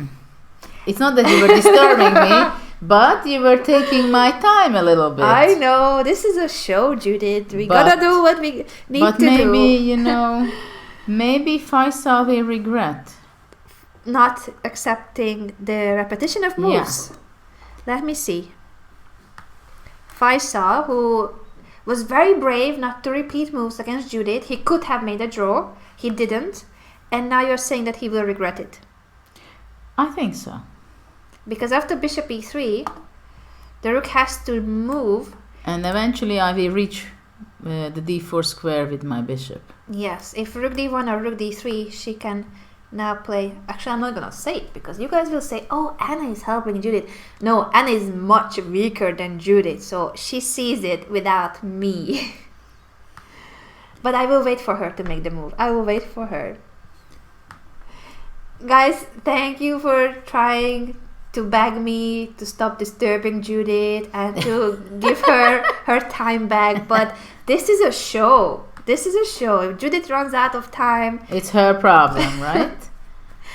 And it's all about making you guys happy. Everyone here on Twitch, Anna Chess TV, 4,121 viewers at the moment. Thank you so much for joining us and everyone supporting Judith's goal of having a part-time employee working on the Global Chess Festival during the year, because there are so many tasks to do and Judith barely sleeps. I can tell you about that. It's not all the time, but when we're around the festival, it's true that there are, with the perfectionist attitude, we try to make it the best out of it. She's a perfectionist, and so those of you mentioning her competitiveness, she is definitely doing her best in everything she does. Organizing a festival, playing chess, that is her attitude, and probably that's also one of your traits that made you become the greatest. Well, for sure it helped, the attitude that I always wanted to improve and get better. I had some problems. I get slow in talking because I had some difficult moments. We can focus on the chess as and well. And I only have like 15 minutes in some of my games. So I have to be very careful. Okay, I'm going to be following along the same boards. Hopefully I'll try. Well, I will be quite fast. Oh, you're very fast. It's difficult to follow. But in some of the games you have material up. But I have a great thing against Saifal, I think, where the queen sacrifice game. That was Gerard, I think. Maybe. Yeah, Gerard. I'm just having it on the screen right now. Yes, you were going to say... I'm going to score. And the reason is that now his pieces are not ideally placed. Earlier, this queen was getting into trouble, and after queen g6, stepping into knight e5, we will now see what Judith does. It's her move here, and she has just played rook f7. Look at that move in case there's a capture. I'm gonna take back with the knight. I can promise that. Take back, and then there are back rank issues. Oh, look, Lee wants to give mate. Let's it's go very, to Lee. very nice, but Lee. I'm going to give it check. Exchange up against Lee, and he was threatening rook h4 mate. So well done, Lee. What about this position now? I don't know. I'm sacrificing a knight somewhere. Now she takes on h7 as well, and you sacrificed a knight in another game, and I missed it. Oh no. Slick Dog, if Judith has her own Twitch channel, no, this is the first time she's on Twitch, so do appreciate this once in a lifetime opportunity, but she might come back. We hope to convince her. I'm gonna win. Against the Rook. I'm going to win a few games here. Dennis D 2009. This is the game Judith is looking at the moment. You were offered a draw, I think, after bishop e2. I was not paying attention. One of your youngest opponents, Dennis, he offered a draw from the I sacrificed the piece, but I United just Kingdom. It's an opposite color bishop position, so maybe that's why he was confident about the draw offer. Yes, but you have to understand that I have to sacrifice again. So I just took it. I give up an exchange because it's wow. It's Judith gives up the rook. The king is very weak, so I will try to get advantage of that. And your queen and rook is far away. It will be not easy to save. Wow, for this black. is very instructive. That this rook, which is hidden on a1, it's an exchange up for black, but she's saying that her bishop on e5 is so powerful, with this vulnerable and exposed king on g8 that she thinks this was the right move to give up material and go for the king. What happened? No. I thought I'm going to get stalemate, but it's not. Almost. Against Mr. Rock, for a moment, Judith felt like it's stalemate. Yeah, and actually he's trying, thinks too. but He thinks it as well, but there's a B pawn. Yeah. A B pawn. He can still make a move. Otherwise, Mitch, it would have been a great idea, but you still have a pawn. So this is I'm another getting win fast for here. Judith. I'm gonna write it down. I'm gonna win that queen sacrifice what I made. Checkmate. Mate on the board. Thank you, Mitch, for participating. Mitch from Denmark. This is, I believe, your 7th victory, but perhaps I missed a few Now things are getting resignations earlier. So getting speed up. okay, Gerard, where you sacrificed the queen. This was I have a piece up. this was your queen sacrifice, and now you're a piece up in an And here I endgame. also sacrificed. Yeah, I declined the draw. I want to win. Dennis really wants to make a draw. He's one of your youngest opponents, but his king is in trouble. Queen Yeah. h5.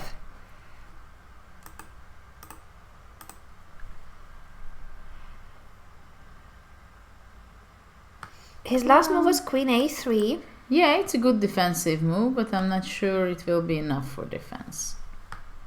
He wants to bring the queen back to save his king. And you played... I'm already in other places for yeah, the she moment. needs to hurry up. She has 12.5 minutes, so I'll try to bother Judith a little bit less than what I've been doing so far for an hour and a half. Let's see how things are. So, in another game, you're still playing against Xenia as well, one of our female participants. And it's an interesting endgame against Xenia from Russia. It's not easy at all. The Swedish flag, but Not she at registered all. as Russian. And she's trying to promote her d-pawn.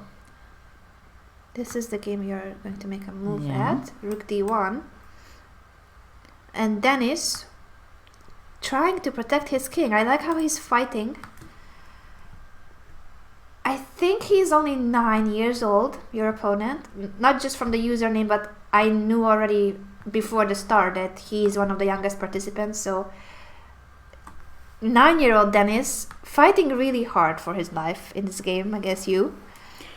Yes, it's. I'm not even sure how good I'm standing there.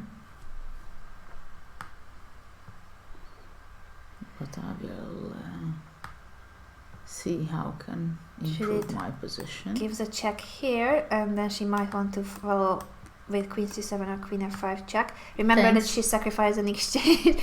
Yeah, I'm not sure that my moves are good. Those are just 2 checks. You know, a Patzer sees a check, Patzer gives a check. Some more checks are coming. Queen f5 and now bishop e5. I gained the pawn. You won a pawn I think against D against Xenia. spotter. I was going to present more of your opponents, but this is going down so quickly now. So I'm going to go to your opponent D spotter from Australia. And if my pages are not mixed up, then he said that it was, well, he said what many of your opponents said, that it's a lifetime opportunity to play and learn from Judith, who has been a big inspiration for him in his chess career. That's your opponent from Australia, David. That's nice. I'm still struggling here, you know. I don't know what happened to your opponent from Israel, Alon, because I don't see any move after knight a4. But maybe my No, board... actually I have it. Okay, my board is I'm not- always winning. Oh, my board was not updating. Ooh. Yeah. Because I was on analysis mode. My bad. My bad. There has been so many moves that I missed.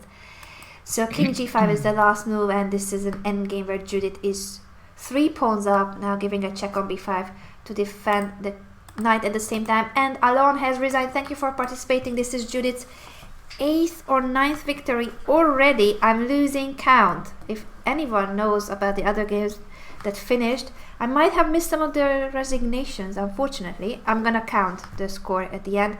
But tell us what you think. Do you think she's going to win 20 out of 20 today, Judith? It's going to be 20-0 against the world? Or will someone score? I would vote against myself. Would definitely. you? Well, yeah. What do you think will be the score, Judith? I don't know, but I'm busy with my time. Sure. 10 minutes left for Judith. 10 and then nothing. If she runs out of time, all those games that are still ongoing will be a loss for Judith. So this is the final stage, everyone. I agree with you, Sparkly, that Judith is the best. That's a comment now on Twitch. And remember that you can follow... What is this? Everything. Draw. Oh, there was a repetition against Dennis.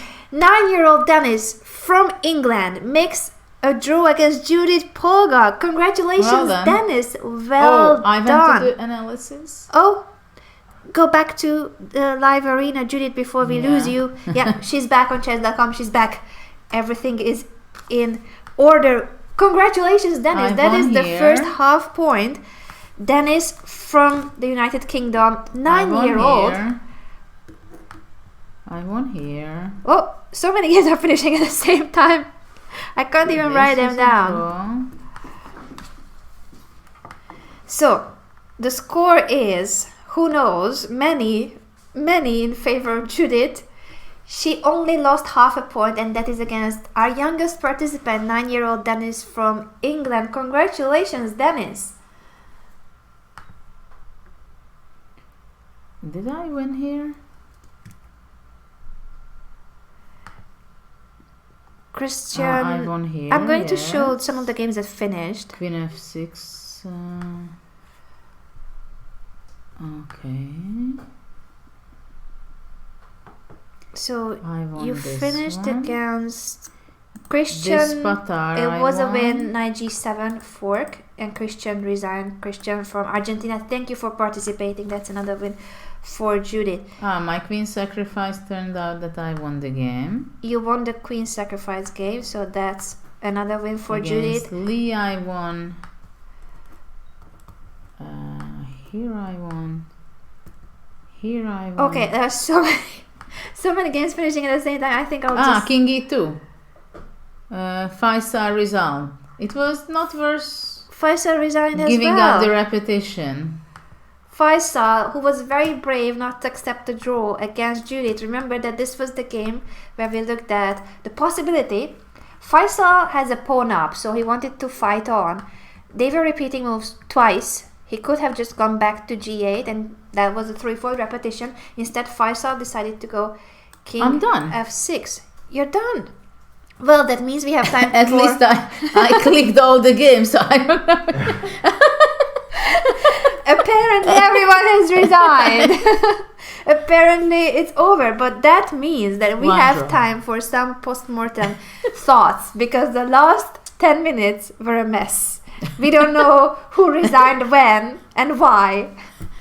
Well, the whys are kind of understood most of the time, but it was a big rush. Tell us about some of the most complicated positions you had, the most difficult positions. Well, if we go through one by one, then I can say... Okay. So this was Lores from South Africa. Yeah, here I had a good opening, and in the middle game, kind of, I got the piece advantage. It was a French defense. Short. And in the middle game... Yeah, I had already a piece up. I could open the H file. Yeah. We saw this game earlier, and this is where Judith said that castle queenside must have been a mistake because it allows bishop g5 and h takes g6, weakening the e6 pawn, which you should never lose in the French defense. Exactly. Against Gerard, you sacrificed the queen. Yeah, that was the most challenging, most interesting game from my point of view, because I like tactics. I like these kind of combinations. It was a great initiative what I had. But I wouldn't say that it's 100% that it was the full compensation, but definitely I have some compensation, I think. And after f5, actually f5 was a very dangerous move, because the e6 square and the diagonal of a1 and g8, it is something gives a lot of opportunities. And the knight on c6, it's extremely powerful. Mm-hmm. So those active pieces compensated for the sacrificed queen, and it was an interesting game for sure. Another game was against Zarelab from Egypt, and this you won earlier because you won. Yeah, this was here. I didn't play the good move. I played knight g5, which was not so good. But after that, f4 was a good move, and I made space for my king on f2, and later I went to g3, so I could keep my attack. I was happy here. Dennis, the only player to score today, half a point against you, and our youngest participant. Yeah, it's great. I'm happy for him. In the beginning, somehow I went wrong in the opening, pretty much. d4 is not my specialty, that's for sure. And then somehow it didn't work out too well for me. Especially e5 was a good move, and f5, it was very energetic and good. So it was a pretty balanced game actually, and he played quite well. With my double pawn, I had some problems. And then actually he was kind of better, but couldn't convert it into better than a draw. Actually here, yeah, it's a different color bishop is always kind of interesting and tricky. Even though I have my rook on d7, and I played h4. I think it was good, trying to give weaknesses for the black king, playing h5, h6. But I think generally speaking, draw is a fair result looking at this position. But I think later on I had better options. When you sacrificed the exchange earlier? Yeah, I think there it should be winning actually for white. So here Judith sacrifices the rook on a1 because this powerful bishop and the queen together, that's a very strong attack. Dennis was smart to bring the queen back as soon as he could, but did he have time for it? Actually, I was completely forgot that I can give queen g5 check here. I think that's what I should have done, and this way I can take the f5 pawn with the check, and probably the e4 and h7. That changes everything. Yeah. So this would have been an improvement. But Dennis, you fought so well, and congratulations to you being the youngest participant and scoring half a point against Judit Polgar. Well done, Dennis. Good luck in the future. Yeah, those of you wondering about his rating, 1200 is not his actual rating. That means that he hasn't played on Chess.com before. Probably he's competing in his age group. I'm pretty sure about that. Mitch the Rock, your opponent from Denmark, he tried to get a stalemate. Earlier he had this pair of bishops, and that's when you played bishop a6, trading the b7 bishop, so that you would be playing against the bad bishop. Good night. Yeah, it's kind of, it was a pretty balanced position. It was kind of a drawish thing, equalish, but then somehow with my a4, a5, a6, I did create some opportunities, and black had to play pretty fast, got confused, and then I also controlled the e-file with my rook, and was able to enter into the 6th rank and collect some of the pawns. Here, black should have probably played king c7, king d7 somehow earlier. Coming out with the king earlier. And somehow guard the e6 square. He played c6, but that didn't help much since you brought your... Yeah, generally speaking, I think king c8 to d7 was much safer, because the king is simply standing in not such a good place. And of course, after the c6 pawn fell off, it was over. Yeah, so the position collapsed after that. What about the game against Senia? I thought she was doing well for a while. You had this rook and knight endgame against Senia. Yes, but it's typically... Well, actually, before I had earlier I had a better position. I just kind of misplayed it, I think, once a few moves before. But then later on, when she had the pawn, the d pawn, it's always a question whether is it a strong passed pawn or it's going to be a weak pawn, which I'm going to be taking. And, well, this later happened in this game. So in the end, it turned out to be a weakness and not a strength in her position. And here at the end also she blundered. But of course, after a pawn up, it should be a win also. Piano 7-2-4. We talked about this game earlier because of this tactical motive in the end. Did he make a blunder, or simply it was this... It was a blunder actually, because he played knight e4 takes. And after queen g4, what I played in the next move, black should of course play queen e7, and actually maybe even black is better, but missed that after rook c1 I have the intermediate move queen e6, which was in the game, and after that it was over. Yes, so It fell he apart. should have defended. Yeah, queen their pawn. e7, and actually black has a very nice position, even though yeah, I think queen c7 is just great. Nice. Against Alon, this is where I lost the thread because I was not updating the board. Yeah, this was against some opening which I was absolutely not too much familiar, and then actually I made one good move in this game. One good move. Knight a4, I think this is the game. I like that move a lot. I After remember knight that position. c4, I think that's the move which won the game. Knight a4. It was very instructive. Yeah. Judith was saying that the knight on c4 is very strong and she wanted to get rid of it. So she played knight a4. And after the queen moved, you started attacking the queen, and you also course, created a strong what knight. a change to have the c3 knight to c5, right? Exactly. And then of course my knight is more active, the c1 rook is also standing great, so it was clear that I'm going to take the advantage here. And then actually I sacrificed in a few moves, and I simplified it with knight e6. Whoa, I missed this moment. I should have seen this. But actually, well, rook d1 probably it's maybe not the best, because after this takes queen e6 and then rook d7 would be coming. And the way black played queen f7, takes, and then I grabbed the bishop with simplifying with an extra 2 pawns. Very nice. Well played. Jesus Calling, This that was was Penny the from first. Haiti, the first game that you won. Where did it go wrong for Penny? Well, I think already in the opening when he went back to d7 with his knight. Usually you should go to d5 just to make sure that you blockade the d4 pawn. Once you go to d7, it means that you're going to be extremely passive. And white takes the initiative, and this is what happened here as well. Then against backrank Stalemate, this was your opponent from Japan. Yeah, here also I somehow was very fast pushing my pawn on the h file.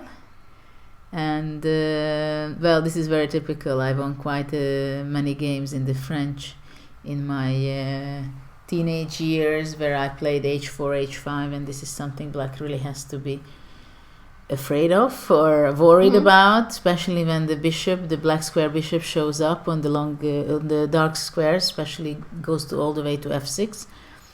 And but of course black has some counter chances, took the a3, but somehow my pieces on the king's side are much more powerful, and my rook on the h file. Here if black goes h takes g6, I go rook h7, which would be extremely difficult for black. Even though black has a pawn up, from tactical point of view, even next move bishop c4 might be the move, and play d5 and smash. Wow, sacrifice a piece here to open up the position.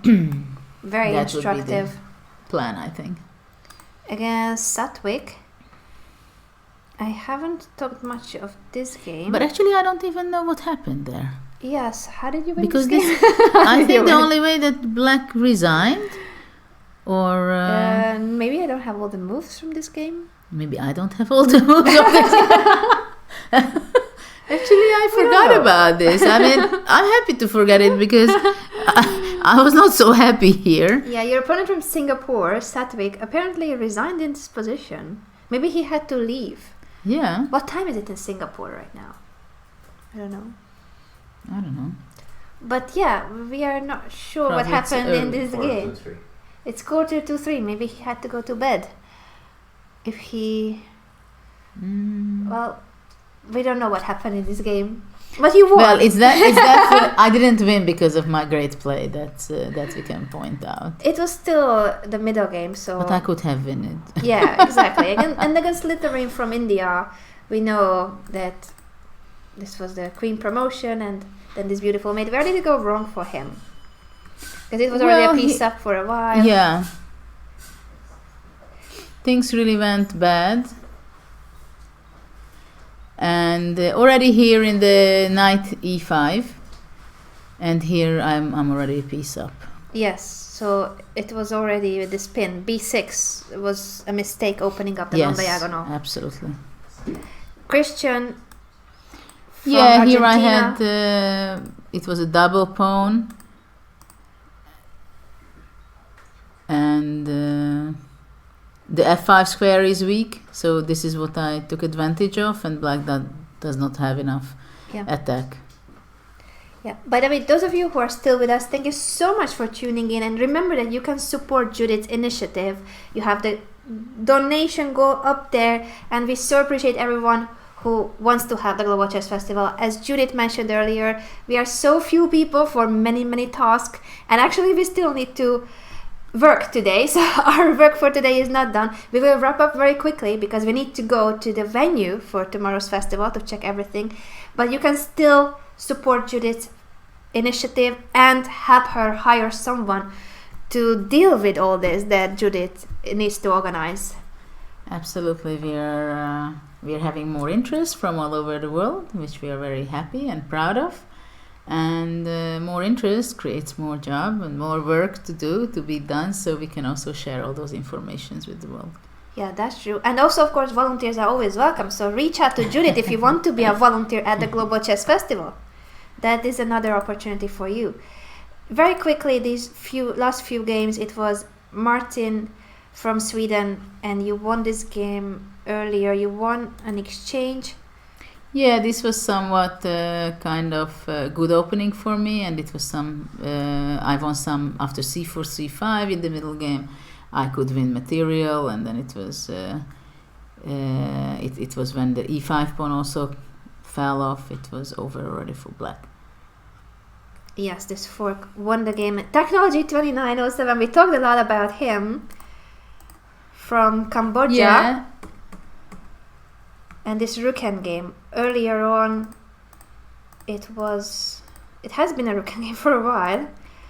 Yeah, this was a very tough game in the middle game. When things started to turn out better for me, it was a little later. Here I had a nice position, but then I misplayed it completely.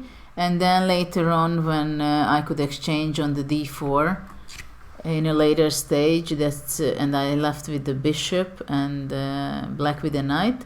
That was kind of I could control it very well, and so I that became was key. active.